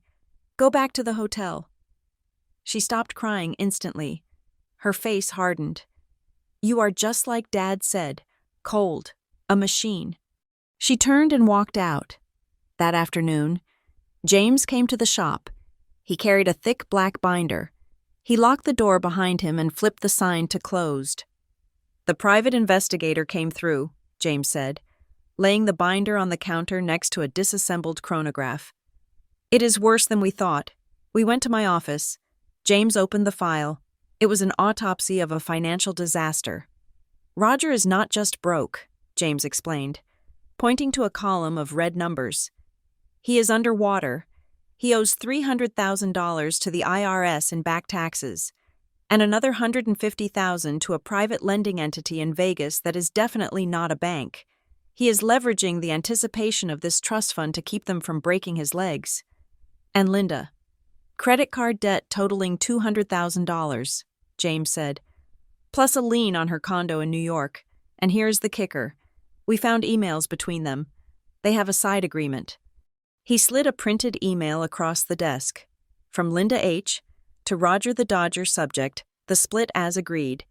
Once the brats sign, we take 80% off the top for management fees and reimbursement of raising costs. We give Marcus 10% to pay off his bookie so he doesn't get killed. And we give Carla 5%. We tell them the taxes ate the rest. Dorothy gets nothing because she will never know the real total. I read the email twice. They weren't just parasites. They were cannibals. They were going to eat their own children to survive. They want to steal it, I said. All of it. They are desperate, James said. And desperation makes people stupid, but it also makes them dangerous. Have you seen the papers today? He pulled up a tablet. There was a photo of Roger and Linda standing outside my shop yesterday, smiling at a reporter. The headline read, "Reunited the heartwarming story behind the Vane and Henshaw success." The article was a masterpiece of fiction. Roger claimed he had sent me to a specialized boarding school for the mechanically gifted because he recognized my genius early on. Linda claimed she had sacrificed her own happiness to ensure I had the best training. They were painting themselves as the architects of my success and implying that my hesitation to sign the trust was a teenage tantrum that had lasted too long. They are gaslighting the entire city, I said, feeling a vein throb in my temple. They are trying to shame you into signing, James corrected. They are creating public pressure. If you don't sign, you look like the ungrateful daughter holding out on her loving, aging parents. I want to sue them for defamation, I said. We can, James said, but that takes years. You want to end this now, and I found something. He flipped to the back of the binder. It was a copy of my grandfather's trust document. He highlighted a paragraph in yellow. Subsection C. Competency and freedom from coercion. If any beneficiary is deemed to be acting under duress, coercion, or lacks the mental capacity to manage their share, the trustee arrangement shall be dissolved immediately. The court shall appoint a new, independent guardian to manage the entire corpus of the trust until such time as the coercion is removed.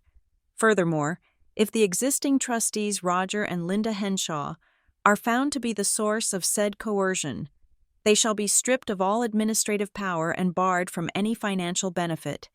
I looked at the words. They were beautiful. They were sharper than any gear tooth. Grandfather knew, I whispered. He knew they would try to bully us. You are the only one who is legally solvent and independent, James said. Marcus is compromised by gambling debts. Carla is compromised by substance abuse history, and we have proof Roger and Linda are conspiring to defraud the beneficiaries. We have the emails, I said. Emails can be faked, James said. We need them to say it. We need a confession, a clean, undeniable admission that they are forcing you and your siblings to sign for their own benefit. I looked at the work apron hanging on my door. Pinned to the lapel was a brooch I had made. It looked like a cluster of brass gears, purely decorative, but inside the central wheel. I had installed a high-fidelity microphone from a spy shop in Tokyo, intending to use it to record the subtle sounds of watch movements for diagnostic purposes. Set up a meeting, I said. Tell them I am ready to sign. Tell them we will do it at your office. Neutral ground. You are going to wear a wire, James asked, raising an eyebrow. I am going to wear a brooch, I said. I am a watchmaker. I like accessories. The meeting was set for Friday at 4 p.m. James's office was a glass box in the financial district.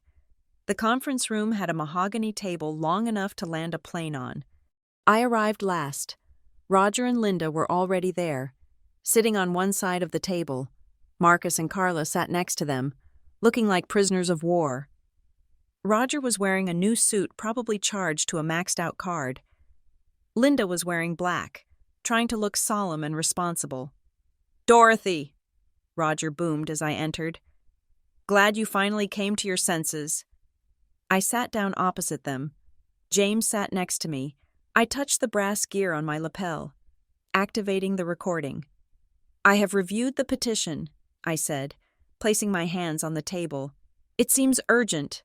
"It is," Linda said quickly. "For the family, we need to move forward." "I am ready to sign," I said. I saw the relief wash over them like a wave. Roger slumped back in his chair. Marcus let out a long breath. "However," I added, pausing for effect, "I have one condition. I want to know exactly how the money will be divided. The trust says equal shares for the grandchildren, but I want to hear the plan." "It is equal," Roger said, his eyes shifting. 33% each, standard. "And you?" I asked. "You and Mom. You are the trustees. You get nothing." "We just want to see you kids happy," Linda said, smiling her plastic smile. "We do not want a dime." "Really?" I leaned forward. "Because Marcus told me he owes $100,000 to a bookie, and Carla told me she needs $20,000 for rehab. Are they getting their full share directly?" Roger slammed his hand on the table. "This is semantics. Just sign the paper." "Dorothy, why do you have to make everything a negotiation?" "Because I do not trust you," I said calmly. "I think you are lying. I think you are broke. I think you are using Marcus and Carla as keys to open a safe. And once it is open, you are going to loot it." "How dare you?" Linda stood up, her face flushing an ugly mottled red. "After everything we did for you, we gave you life. We sacrificed everything. You abandoned me." I said, "You left me on a porch with a bag of clothes." "We did what we had to do," Roger shouted, standing up to join Linda. "We were drowning. You kids were dead weight. Do you understand? Dead weight. We had to cut the line or the whole ship was going down." The room went silent. Marcus looked at his father, his mouth open. Carla shrank into her chair. "Dead weight," I repeated softly. "Yes," Roger yelled, losing all control. "You think raising 3 kids is free? You were eating us alive. We liquidated the assets so we could survive. And now, we built this equity, this trust money. It belongs to us. It is payback for the 18 years of hell you put us through." "So the money isn't for Marcus and Carla?" I asked, looking directly at the gear pin. "Marcus is a screw-up," Roger spat, gesturing to his son. "He blew his knee in his life, and Carla is a junkie. You think I am going to give them $1 million? They would be dead in a week. No, we are taking control." "We are the parents. We decide," Linda chimed in, her voice shrill. "We are entitled to it. Dorothy, it is compensation. We are the victims here. We dealt with your grandfather's stubbornness. We dealt with your mediocrity. We deserve this." I looked at Marcus. He was staring at his father with a look of pure hatred. The illusion of the team was shattered. I looked at Carla. She was crying.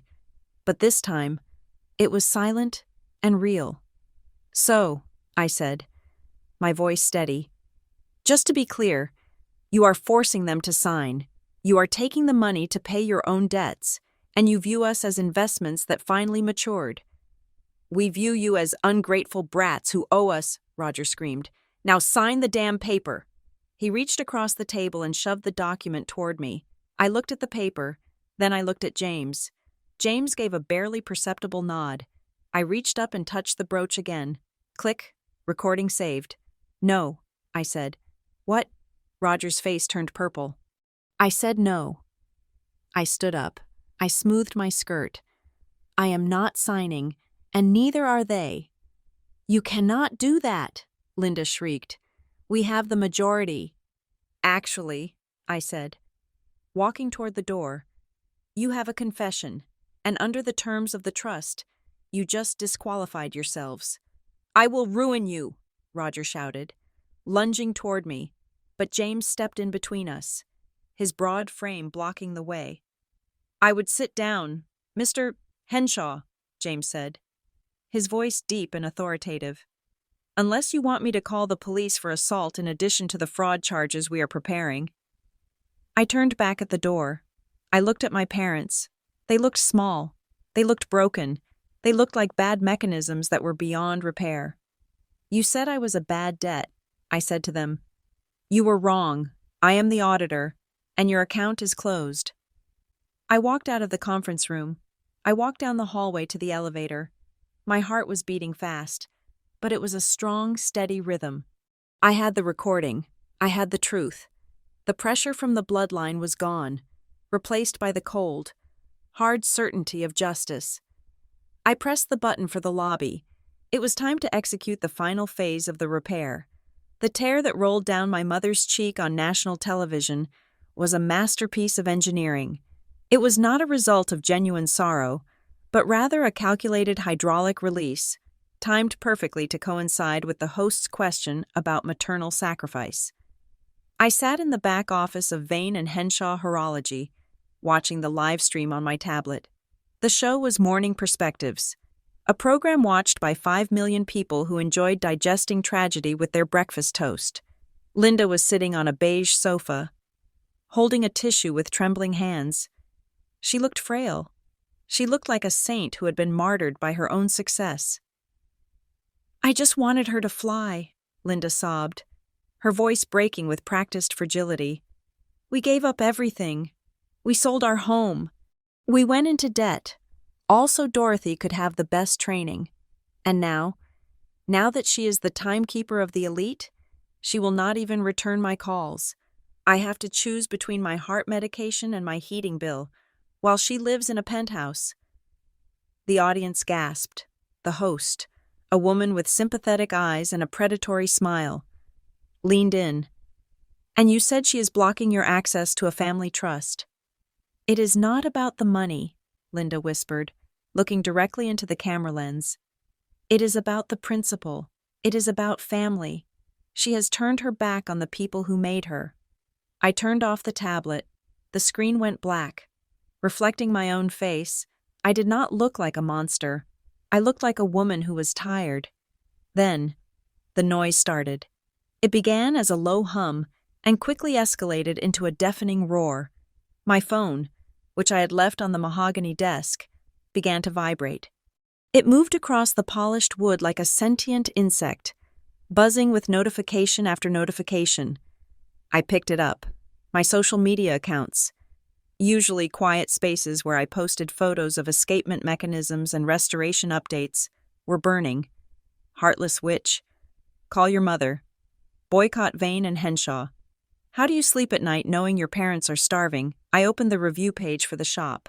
In the span of 20 minutes, our rating had dropped from a perfect 5 stars to 1.2. Hundreds of one-star reviews were flooding in from people who had never set foot in Seattle, let alone my shop. They were weaponizing their outrage. They were throwing digital stones at a glass house they knew nothing about. Dorothy. I looked up. Leo, my head apprentice, was standing in the doorway. He looked terrified. He was holding the shop phone, his hand covering the receiver. "It is Mrs. Sterling," he said, "from the museum board." I felt a cold knot tighten in my stomach. This was the friction I had feared. The social media mob was just noise, but the museum, that was my reputation. That was my life's work. I took the phone. "Hello, Victoria." "Dorothy." Victoria Sterling's voice was crisp, lacking its usual warmth. "I assume you have seen the broadcast." "I have." "It is unfortunate," she said. "The board is concerned. We are launching the Astrolabe exhibition in 2 weeks. It is a high-profile event. We cannot have this kind of controversy overshadowing the artifact. Donors are calling. They are uncomfortable. My personal life has nothing to do with my ability to restore a clock," I said, keeping my voice steady. "In this world, perception is reality," Victoria replied. "We are discussing a postponement, or perhaps bringing in a secondary consultant to manage the final installation, someone less polarized. She didn't say fired, but the gears were turning. They were going to push me out. They were going to take my masterpiece and put someone else's name on the plaque because my mother knew how to cry on cue. "Give me a week," I said. "Please, I will resolve this." There was a long pause. "1 week. Dorothy, if the noise does not stop by the gala, we will have to sever ties." The line went dead. I put the phone down. The shop was silent, save for the ticking of 300 clocks. But outside, the world was screaming. A protester had already thrown a cup of coffee at our front window. I could see the brown stain running down the glass like dirty tears. I should have panicked. A normal person would have panicked. They would have issued a frantic press release or gone on Twitter to fight with strangers. But I was not a normal person. I was a mechanic. When a machine is screaming, you do not scream back. You listen. You find the source of the friction. You dismantle it. I walked out to the main workshop.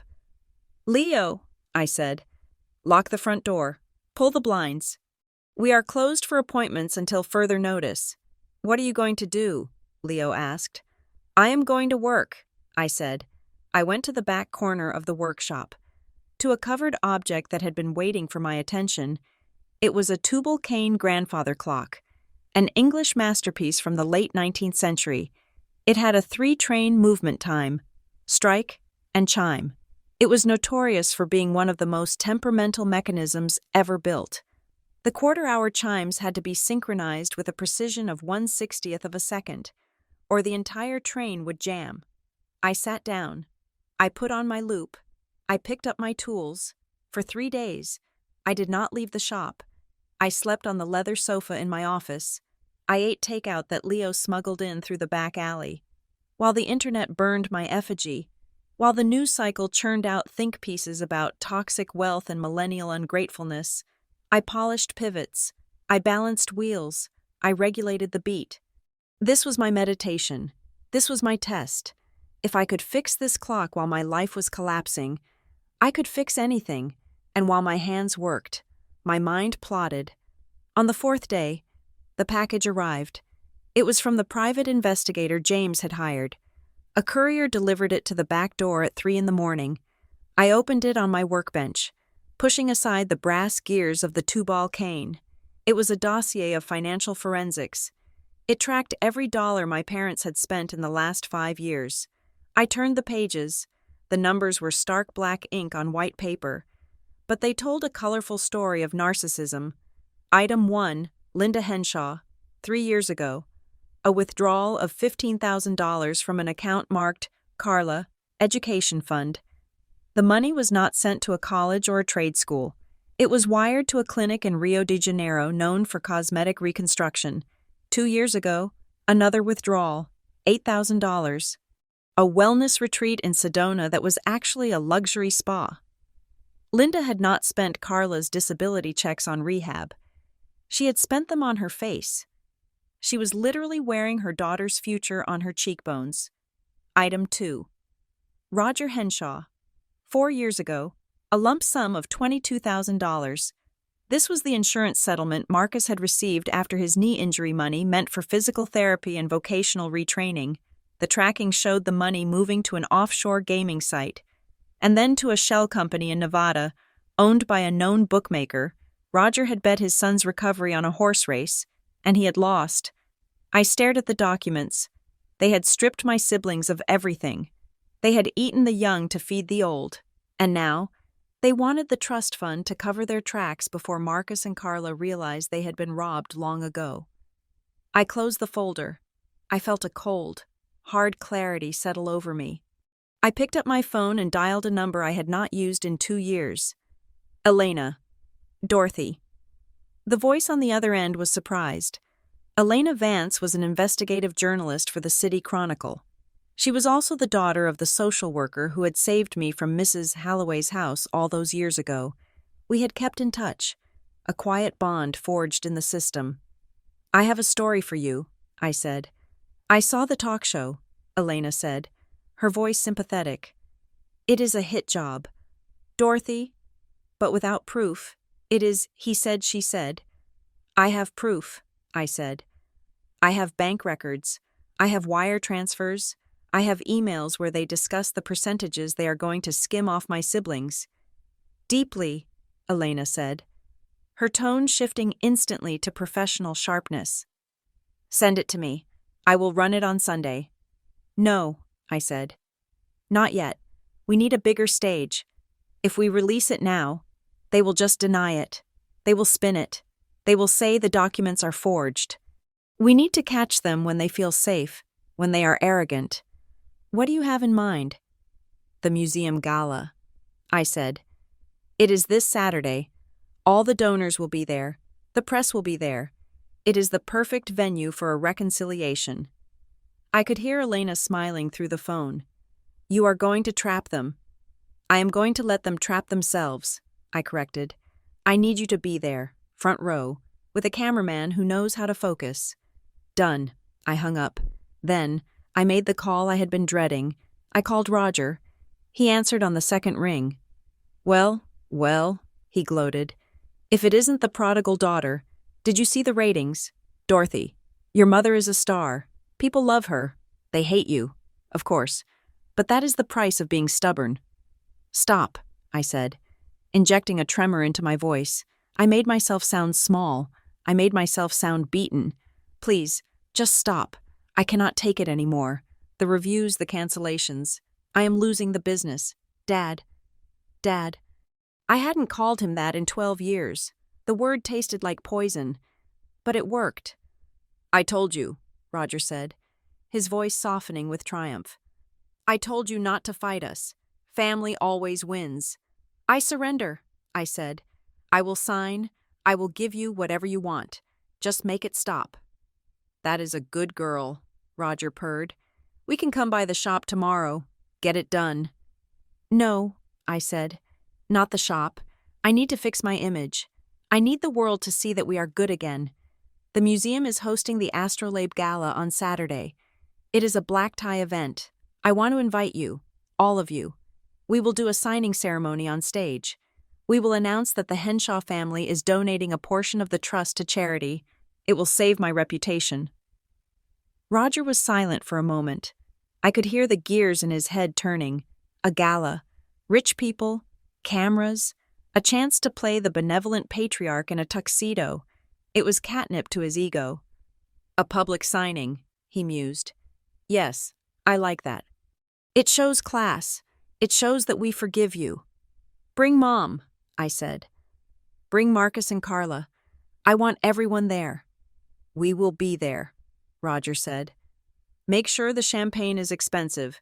Dorothy, we have a lot to celebrate. He hung up. I sat in the quiet office. The Tubal Cain clock in the workshop chimed the quarter hour. Ding dong, ding dong. Perfect pitch, perfect rhythm. They thought I had broken. They thought the pressure of the one-star reviews and the mean tweets had crushed me. They did not understand that pressure is just energy. If you channel it correctly, it doesn't crush you. It powers the machine. I walked to the safe and pulled out the trust documents. I pulled out the recording device from my brooch. I pulled out the PI's dossier. I had 3 days to prepare the stage. I called Victoria at the museum. Victoria, I said, the protest is over. I have a solution. The family will be at the gala. We are going to turn the scandal into a story of redemption. It will be the highlight of the evening. Are you sure? Victoria asked, skeptical. Your mother is unpredictable. I am sure, I said. It will be a night no one will ever forget. I spent the next 48 hours in a fugue state of preparation. I was not just restoring a clock anymore. I was building a guillotine. I hired a specialized AV team. I gave them specific instructions on how to override the main projector screen in the museum's grand hall. I digitized the bank records. I synced the audio from the conference room confession to the video feed. I bought a dress. It was midnight blue silk. Sharp and architectural. It was armor. On Saturday afternoon, the shop was still closed. The blinds were drawn. But inside, everything was ready. I stood before the Tubal Cain clock. The pendulum swung back and forth, a hypnotic slice of brass cutting through the air. Tick, Talk. My phone pinged. It was a text from Marcus. We are at the hotel. Dad bought a tuxedo that costs $2,000. He put it on your tab. Hope you don't mind. I stared at the screen. $2,000 on my tab. He was spending my money before the ink was even dry. I didn't reply. I just smiled. Let them have their tuxedos. Let them have their champagne. Let them think they are walking into a coronation. They were walking into a disassembly chamber, and this time, I wasn't going to put the pieces back together. 2 days before the gala, I made a mistake. It was a calculated error, a momentary lapse in my otherwise rigid logic, born from a defect that I had not yet managed to scrub from my system hope. I invited Marcus and Carla to meet me, without our parents. I chose a small, sterile conference room in a shared workspace building 3 blocks from my shop. It was neutral ground, no emotional anchors, no history, just 4 gray walls and a table that smelled of lemon polish. I wanted to give them an exit ramp. I wanted to see if there was anything left of the siblings I had once shared a bloodline with, or if they had been completely cannibalized by the people who raised us. They arrived 10 minutes late. Marcus walked in first, limping slightly on his bad knee, filling the small room with the smell of stale cigarette smoke and aggressive cologne. He wore a leather jacket that was trying too hard to be cool and failing, much like the man inside it. Carla followed him, looking like a ghost in a designer raincoat that was 2 sizes too big. She kept her sunglasses on, hiding the hollows of her eyes. "What is this?" Marcus asked, not sitting down. He paced the small room, agitated. "Dad says we should not talk to you without him. He says you are trying to divide and conquer." "Dad says a lot of things," I replied, sitting calmly with my hands folded on the table. "Sit down, Marcus." He glared at me, his jaw working, but he sat. He was used to following orders, even if he resented the person giving them. "I am going to sign the papers on Saturday," I said. Marcus exhaled, a sound of massive relief. "Finally, God. Dorothy, why did you have to drag it out? You know how stressed Dad is." "But before I sign," I continued, ignoring his question, "I want to show you the math." I slid 2 sheets of paper across the table. They were printouts of the email exchange between Roger and Linda, the one where they agreed to take 80% of the trust for management fees and leave Marcus and Carla with mere scraps. "Read it," I said. Marcus picked up the paper. He squinted at it. I watched his eyes scan the lines. I saw the moment he hit the numbers the 80% split. The 10% for him, the 5% for Carla. I saw his brow furrow. "This is fake," he said, tossing the paper back onto the table. "It is not fake," I said softly. "It is from Dad's private server. Look at the date. Marcus, it was sent the day after I refused to sign the first time. They are not using the money to pay off your debts. They are using it to pay off theirs. They are going to give you 10%. That is $300,000, after taxes. It is barely enough to cover your gambling debt. You will have nothing left, no house, no fresh start." "You are lying," Marcus said, his voice rising. "Dad told me he said we are partners. He said he is going to invest my share in a franchise, a sports bar. We are going to run it together." "He is lying to you," I said. "He needs your signature to unlock the vault. Once it is open, he will cut you loose, just like he did when you were 15 and he dragged you to Texas." "Shut up." Marcus slammed his fist on the table. The plastic water bottle jumped. "You do not know him. You were not there. We had a life. We were a team. You were a trophy." I snapped back, my voice hard. "And when your knee blew out, you became a burden. Why do you think he is suddenly being nice to you now? Because you are useful again. You are a key, Marcus. Nothing more." He stood up, his face red, veins bulging in his neck. He looked ready to hit me, but beneath the rage, I saw the terror. He knew, deep down, in the part of him that wasn't drowned in denial.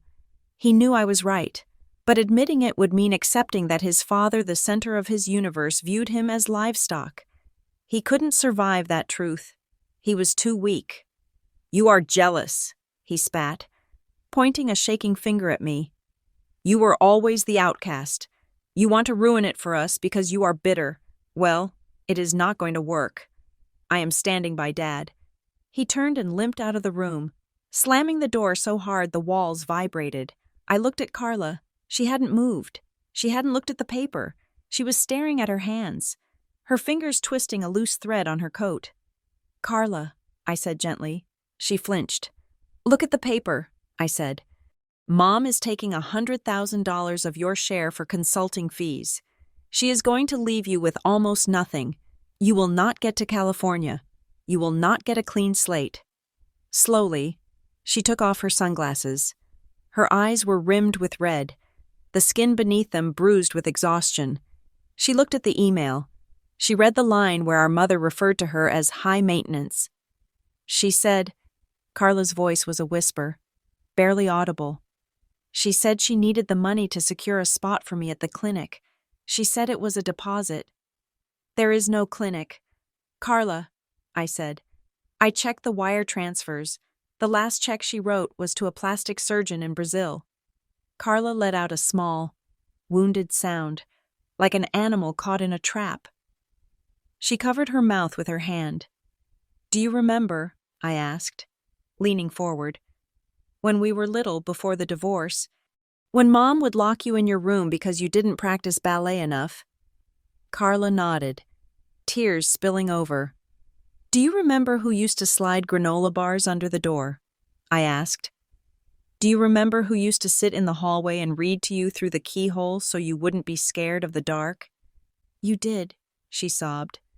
"I am still that person," I said. "I can help you, but you have to trust me. Do not sign that paper on Saturday. Walk away from them. Come live in Seattle. I have a guest room. I will pay for a real rehab.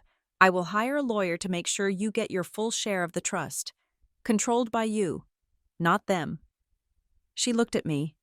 For a moment, I saw a spark of the little sister I used to know. I saw a longing for safety. She reached out her hand across the table. "I want to," she whispered. "I want to leave, Dottie.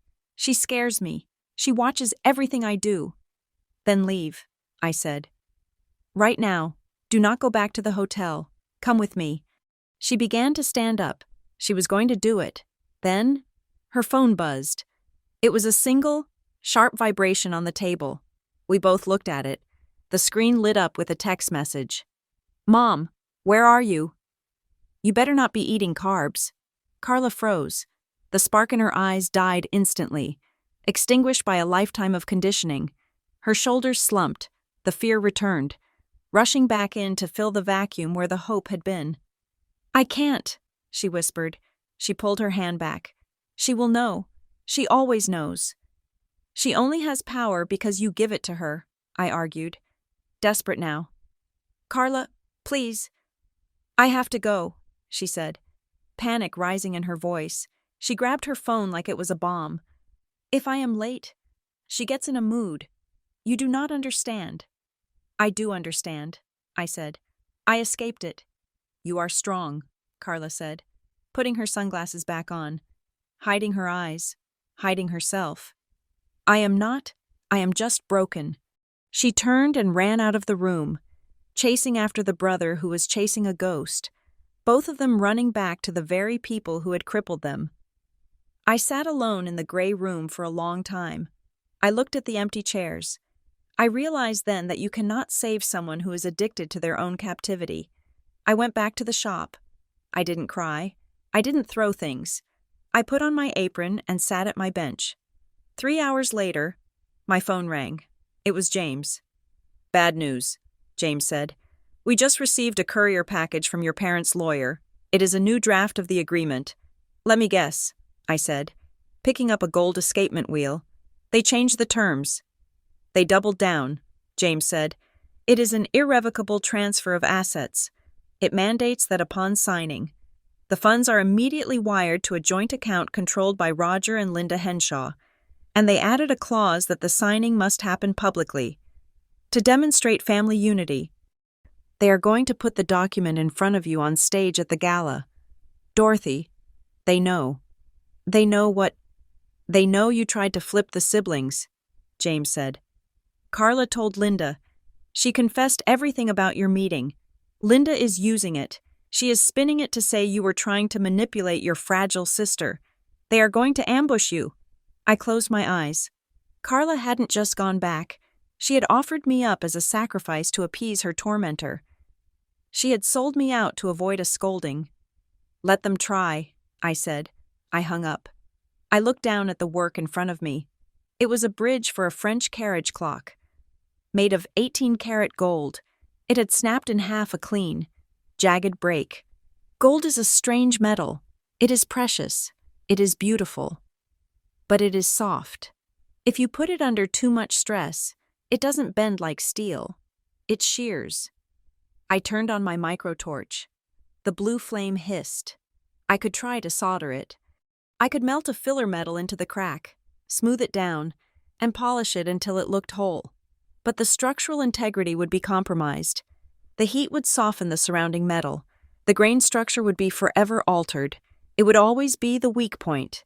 It would break again. And next time, it might destroy the gears around it.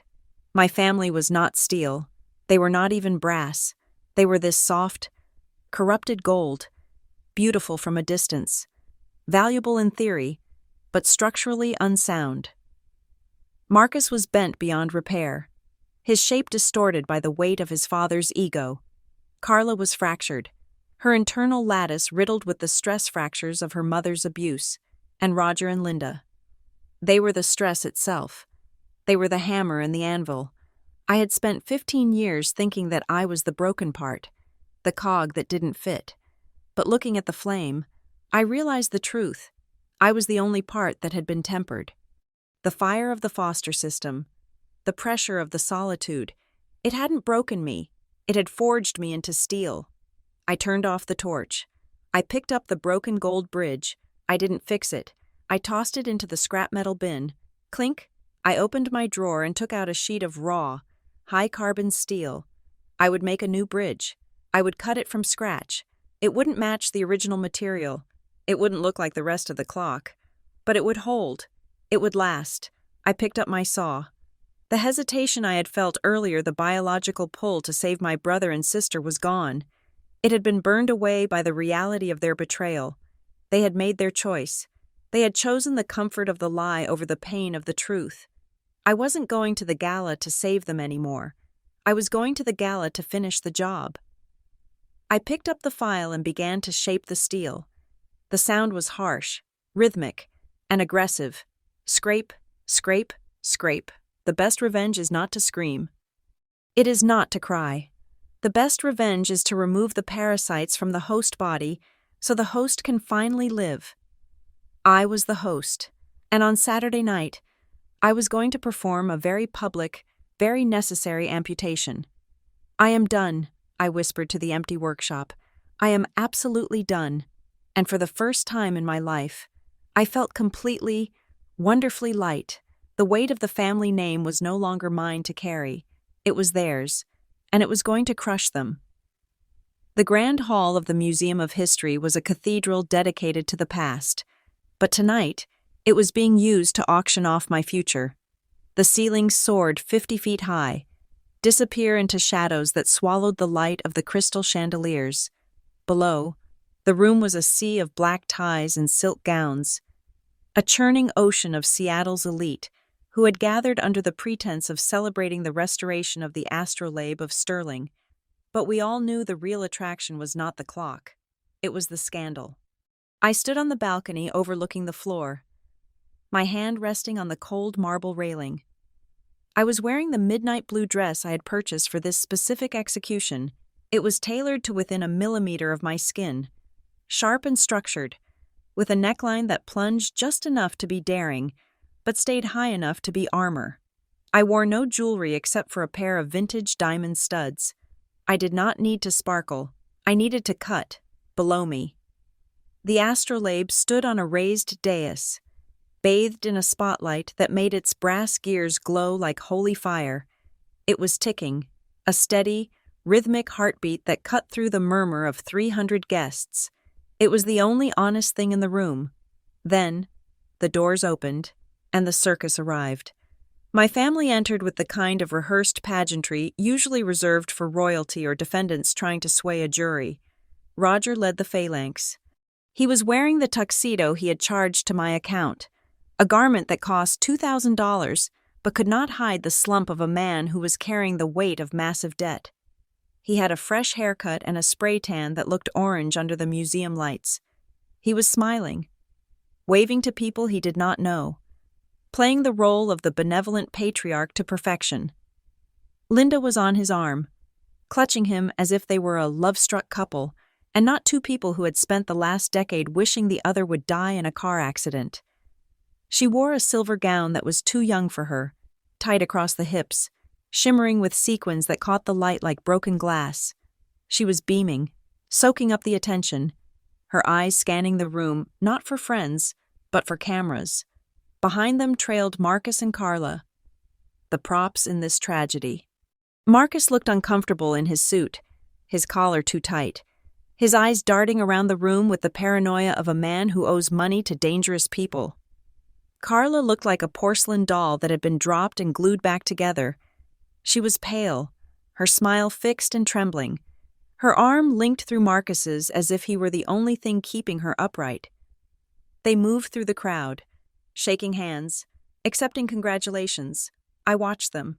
I watched Roger clap a bank executive on the back. I watched Linda tilt her head back and laugh at a joke she probably didn't understand. They were performing the illusion of the happy Henshaw family. They were selling the lie that we were whole, that we were healed, and that I was just the final piece of the puzzle returning home. "Showtime," I whispered to myself. I turned and walked toward the backstage stairs. Every step was a beat and a measure. I was calm. My heart rate was 60 beats per minute. I had checked. By the time I reached the wings of the stage, the lights in the hall were dimming. A hush fell over the crowd. The spotlight shifted from the astrolabe to the center of the stage, where a podium stood waiting. Roger walked up to the microphone. He adjusted it, tapped it twice, and flashed a smile that was all teeth and charm. "Ladies and gentlemen," his voice boomed, amplified by the state-of-the-art sound system I had paid for. "Distinguished guests, friends," he paused for effect, looking out over the darkened room. "Tonight is a celebration of time," he began, his voice dropping to a register of mock solemnity. "We are here to marvel at this magnificent machine, restored by the brilliant hands of a master. But for me, for my wife Linda, and for our children, tonight is about a different kind of restoration. It is about the restoration of a family." A ripple of polite applause moved through the room. Linda dabbed at her dry eyes with a lace handkerchief in the front row. "You see," Roger continued, gaining confidence, "raising a genius like Dorothy was not easy. We had to make hard choices. We had to make sacrifices that were misunderstood. There were years of distance, years of silence, but a parent's love does not fade. It endures. It waits." I stood in the shadows, listening to him rewrite history. He was painting himself as a martyr. He was turning his abandonment of me into a noble strategic retreat. "And tonight," Roger said, his voice swelling with emotion, "we are putting the past behind us. We are coming together to secure the future. My daughter, the prodigy, has agreed to rejoin the fold. We are signing a document tonight that signifies our unity, a gift to the future of the Henshaw legacy." He gestured to the side of the stage. "Ladies and gentlemen, please welcome my daughter, the artist, the timekeeper, Dorothy Henshaw." The applause was thunderous. The music swelled a triumphant orchestral piece Roger had selected. I stepped out of the shadows. The spotlight hit me like a physical blow. It was blindingly white. I walked to the center of the stage. I did not smile. I did not wave. I walked with the precision of a piston. I saw them in the front row. Linda was clapping frantically, her eyes hard and warning. Marcus looked down at his shoes. Carla looked terrified. Roger was beaming at me. He stepped back from the podium, gesturing for me to take his place. On the lectern, there was a leather-bound folder, the irrevocable transfer of assets, Beside it lay a gold fountain pen. "Go on, honey," Roger whispered as I passed him, his voice low and threatening. "Smile, sign it, then we can all go home rich." I stood behind the podium. I looked out at the sea of faces. I saw the press photographers in the back, their lenses like long black eyes. I saw Victoria Sterling, the museum director, looking anxious. I saw Elena, the journalist, sitting in the third row with her notepad ready. I looked down at the document. I looked at the pen. Then, I reached out and took the microphone off the stand. The feedback whined for a split second, a sharp screech that silenced the applause instantly. Roger's smile faltered. He took a half step forward. "Dorothy, just sign." 15 years ago, I said. My voice was not loud, but it was crystal clear. It cut through the air like a diamond cutter on glass. 15 years ago, on a Tuesday night in November. The air in my living room smelled of packing tape and dust. The room went deadly silent. This was not the speech Roger had written for me. My parents stood in the center of the room, I continued, looking directly at the camera lens of the main news feed. They were not discussing my future. They were discussing my liquidation value. They were dividing the inventory. My mother took my sister because she was pretty. My father took my brother because he was athletic. And when they got to me, they paused. I looked down at Roger. He was frozen, his mouth slightly open, the color draining from his face beneath the fake tan. They paused not because they wanted me, I said, but because neither of them wanted to pay the shipping costs for a child who had no marketable skills. I was 13. I was a liability on their balance sheet. So they left me on the porch with a duffel bag and drove away in opposite directions. "Dorothy." Linda stood up, her voice shrill and trembling. "You are emotional. You are overwhelmed. Someone get her some water." She tried to laugh, a brittle, hysterical sound. "She is just nervous. It is a big night." "I am not nervous." "Linda," I said, turning my gaze to her. "I am precise, and I am tired of the inaccuracy of your narrative." I gestured to the massive screen behind me, the one that was displaying a looped slideshow of fake happy family photos, images they had photoshopped together or staged in the last week. "You say you made sacrifices," I said. "You say you want this money for the family. You say you are protecting Marcus and Carla." I reached into my pocket and pressed the button on a small remote control. The screen flickered. The happy photos vanished. In their place, a document appeared. It was blown up to 20 feet tall. It was a foreclosure notice from the state of Texas, dated 3 months ago. "This is the foreclosure on Roger Henshaw's condo," I narrated, my voice cool. "He owes $450,000. He has not paid his mortgage in 2 years. The crowd gasped. A low murmur started to ripple through the room. Roger stepped forward, his hands waving. "This is a lie. Technical error, turn it off." I pressed the button again. The image changed. A bank statement appeared. "This is Linda Henshaw's credit card statement," I said. "Notice the charges. Rio Rejuvenation Clinic, $15,000. Sedona Luxury Spa, $8,000. These withdrawals were made from an account labeled Carla's Education Fund." I looked at Carla. She was staring at the screen, her hand over her mouth, tears streaming down her face. The audience turned to look at Linda. The judgment was instantaneous and physical. People actually leaned away from her. "You spent your daughter's rehab money on a facelift," I said. "That is private," Linda screamed, clawing at her husband's arm. "She is violating our privacy. Arrest her." "And finally," I said, "we have the matter of the trust, the document my father wants me to sign tonight." I looked at Roger. He was sweating profusely now, the orange tan staining his collar. He looked like a trapped animal. "You told the press you wanted to secure our future," I said. "You told Marcus and Carla you were saving them from debt, but words are wind. Let us listen to the facts." I pressed the button one last time. The screen went black. The only thing visible was a waveform audio visualizer. Then, the sound of the conference room filled the grand hall. It was booming, inescapable, echoing off the high ceilings. Roger's voice. You think raising 3 kids is free? You were eating us alive. We liquidated the assets so we could survive. The crowd was so quiet, I could hear the hum of the air conditioning. Roger's voice. Deadweight. We had to cut the line or the whole ship was going down. Linda's voice. We are entitled to it. Dorothy. It is compensation. We are the victims here. Roger's voice. You think I am going to give them $1 million?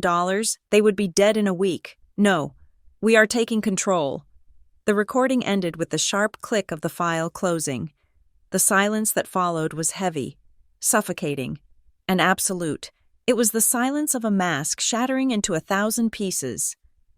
I looked down at my family. Marcus was staring at his father with a look of horror. The realization had finally hit him. He wasn't a partner. He was the dead weight. Carla was sobbing openly, her face buried in her hands. Linda had collapsed into her chair, covering her face, unable to look at the hundreds of eyes boring into her. But Roger was vibrating with rage. The humiliation was too much. The narcissist cannot survive the exposure of the true self. You ungrateful little witch, he roared. He didn't think. He didn't care about the cameras or the police or the elite of Seattle. He just wanted to stop the source of the pain. He lunged. He scrambled up the stairs to the stage, moving faster than a man of his age and weight should be able to move. His face was twisted into a mask of pure violence, his hands reaching out to strangle the voice that had just destroyed him. I will kill you, he screamed. I will break you. I did not move. I did not flinch. I stood by the podium, watching him come. I had calculated this variable too. Just as he reached the top step, 2 men in black suits stepped out from the wings. They were not museum security. They were private contractors I had hired for $5,000 each for the evening. One of them caught Roger by the arm. The other grabbed his shoulder. They spun him around with professional efficiency. Roger flailed, shouting obscenities, kicking at the air, his tuxedo jacket tearing at the seam. Get off me! That is my daughter. She stole my money. She is a thief. They dragged him back down the stairs. He stumbled, falling to his knees on the marble floor in front of the front row. He looked up, panting, wild-eyed. I looked down at him from the high ground. I spoke into the microphone one last time. I am not a thief, Roger, I said. And I am not your investment. I am the executor of the estate, and I am denying your claim. I looked at the crowd. They were stunned, some recording on their phones, others staring with their mouths open. The show is over, I said. Please, enjoy the clock. It works perfectly, unlike this family. I placed the microphone back on the stand. I turned my back on them. I walked off the stage, my heels clicking a steady rhythm on the floorboards, leaving the chaos behind me. I did not look back at the shouting father, the wailing mother, or the shattered siblings. I walked past the stunned museum director. I walked past the reporter, Elena, who gave me a subtle nod of respect. I walked out the back exit into the cool night air. Inside, the astrolabe of Sterling continued to tick, tick, tock. The gears moved. The planets aligned. The machine was perfect. The friction had been removed. I stopped. I had almost reached the wings of the stage. The darkness of the backstage area was calling to me, promising silence and escape.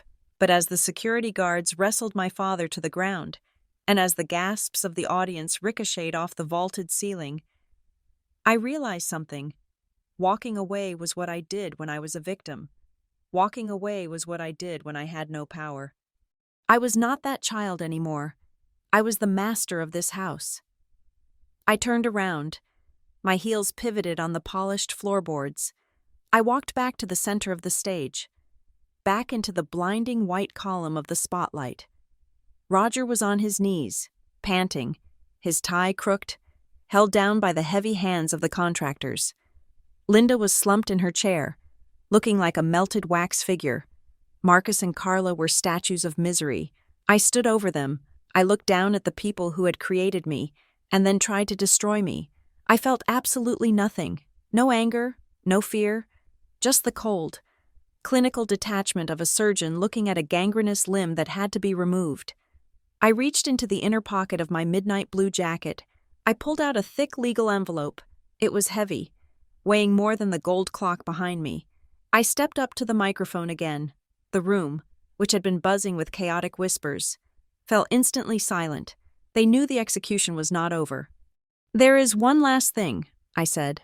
My voice was calm, resonating with the authority of a judge delivering a death sentence.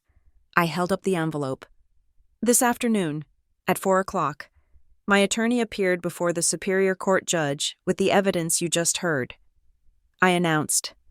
"We presented the recordings, we presented the bank transfers, we presented the emails proving conspiracy to defraud the beneficiaries of the Henshaw Legacy Trust." I looked directly at Roger. He stopped struggling. He looked up at me, his eyes wide with a dawning horror. "Based on the overwhelming evidence of coercion, fraud, and breach of fiduciary duty," I continued, "the judge issued an emergency injunction 30 minutes ago." I ripped open the envelope. The sound of the tearing paper was sharp and loud in the microphone. I pulled out the court order, the stamped seal gleaming under the stage lights. "Roger and Linda Henshaw are immediately removed as trustees," I read, my voice ringing out. "And I, Dorothy Henshaw, have been appointed as the sole, temporary guardian of the entire estate until a permanent independent firm is selected." "No," Linda screamed. It was a primal, animal sound. She tried to stand up, but her legs gave way. "You cannot do that. It is our money. We earned it." "It is not your money," I said, looking at her. "It never was. It was Grandfather Arthur's money, and he left it to his grandchildren to build a future, not to pay for your past mistakes." I looked at the document, then back at the audience. "As the sole guardian," I said, "my first act is to determine the disbursement of the funds. My father wanted me to sign a check tonight. He wanted to use $3 million to pay off gambling debts and cosmetic surgeries." I paused. I let the numbers hang in the air. $3 million. "I am not going to do that," I said. "Dorothy, please." Marcus whimpered from the front row. He was crying now, realizing his bailout was evaporating. "Please, Dottie, I will lose everything." "You lost everything the day you decided to side with the predator instead of the prey." "Marcus," I said softly. I turned back to the microphone. "I am officially announcing that the entire liquid assets of the Henshaw Legacy Trust, all $3,400,000, will not be distributed to any family member." A shockwave went through the room. "I am donating the entire principal," I declared, "to the National Foundation for Foster Youth. The money will be used exclusively to build vocational workshops. It will buy tools. It will buy wood. It will buy gears and circuits. It will give children who have been thrown away, just like I was, the chance to learn a trade, to build a life with their own hands, to fix what is broken." The silence in the room broke. It shattered. Someone in the back started clapping, then another. Then the entire room erupted. It was a roar of approval, a wave of applause that washed over the stage. But I did not hear the applause. I only heard my mother. "You cannot," she shrieked, her voice tearing through the sound of the crowd. She dragged herself toward the edge of the stage, her expensive dress tangling around her legs. She looked like a banshee. "You ungrateful, spiteful little brat. That is family money. You owe us. We carried you. We gave you life." I looked down at her. Her face was twisted, ugly with greed and desperation. She was reaching out her hand, not to hold me, but to claw back the currency she felt she was owed. I leaned into the microphone. I looked straight into her eyes. "You were right on that night 15 years ago. Mother," I said. The crowd quieted down, sensing the finality of the moment. "You said you could not carry the burden," I said, my voice dropping to a whisper that echoed like thunder. "You said I was too heavy. You said you had to let go to save yourself." I took a breath. "And now, I am the same," I said. "I refuse to carry the consequences of your lives. I am letting go." I picked up the contract the irrevocable transfer they had tried to force me to sign. I held it up in both hands. "This is your debt," I said. I ripped the document in half. I put the halves together and ripped them again. I tore it into quarters, then eighths. I tore it until my fingers hurt. I tore it until the legal threats and the demands and the manipulation were nothing but confetti. I opened my hands. The pieces of white paper fluttered down. They caught the stage lights, drifting like snow, falling onto the head of my father, who was kneeling on the floor, falling onto the outstretched hands of my mother. It was a blizzard of rejection. "It is over," I said. Suddenly, the heavy double doors at the back of the hall burst open. It was not guests. It was a phalanx of 6 officers in windbreakers marked Economic Crimes Unit. Behind them was Elena, the journalist, pointing toward the stage. They moved fast. They marched down the center aisle, pushing through the stunned crowd. "Roger Henshaw, Linda Henshaw," the lead officer shouted. "You are under arrest for wire fraud, tax evasion, and forgery." Roger tried to scramble up. "This is a mistake. My daughter, she is confused. I am a businessman." The officer didn't listen. He grabbed Roger's wrists and spun him around. The click of the handcuffs was loud, a metallic snap that sounded like a lock engaging. "Linda Henshaw," another officer said, pulling my mother up from the floor. "Hands behind your back." "No," Linda wailed. "I am a victim. He made me do it. Roger made me do it." She turned on him instantly, screaming accusations, throwing him to the wolves to save herself. It was the final, perfect proof of who they were. Marcus and Carla stood there, frozen, watching their parents being shackled. They looked at me, their eyes wide with terror and confusion. They were waiting for me to fix it. They were waiting for the big sister to come down and explain to the police that it was all a misunderstanding, but I did not move. I stepped away from the podium. I walked down the stairs, but not toward them. I walked past them. I walked right past Marcus, who reached out a hand to grab my dress. I sidestepped him. "Dottie," he croaked. I kept walking. I walked past Carla. She was shaking, tears ruining her makeup. "What do we do?" she whispered. "Dorothy, what do we do?" "You grow up," I said, without breaking stride. I walked past my parents. Roger was red-faced, shouting legal threats. Linda was weeping, begging the officer not to ruin her dress. They didn't see me. They only saw the end of their world. I walked down the center aisle of the museum. The guests parted for me like the Red Sea. They looked at me with awe, with fear, with respect. I saw Victoria Sterling nodding at me, a silent promise that my contract was safe. But I didn't care about the contract. I didn't care about the applause. I walked out of the grand hall. I pushed open the heavy brass doors of the museum entrance. The night air hit me. It was cold, crisp, and smelled of rain and pine, the smell of the Pacific Northwest, the smell of clean things. I stood on the stone steps. The city of Seattle was spread out before me, a grid of lights against the darkness. I reached into my purse and took out my phone. I opened my contacts. Roger Henshaw, block. Linda Henshaw, block. Marcus Henshaw, block. Carla Henshaw, block. I deleted the entire history, every text, every missed call, every voicemail. I wiped the slate clean. I looked up, across the street. The great clock tower of the King Street station stood against the sky. The illuminated face glowed white. The giant black minute hand was inching forward. It paused for a second, hovering over the 12. And then, with a mechanical certainty that I felt in my own bones, it clicked forward. It was midnight, a new day. The gears had turned. The old mechanism was stripped out, discarded, and replaced. The friction was gone. I took a deep breath, filling my lungs with the cold air. I felt lighter than I had ever felt in my life. The number 892 was gone. The file was closed. I smiled. It wasn't the polite smile of a daughter. It was the sharp, victorious smile of a survivor who had finally won the war. "Let's begin," I whispered, and I walked down the steps.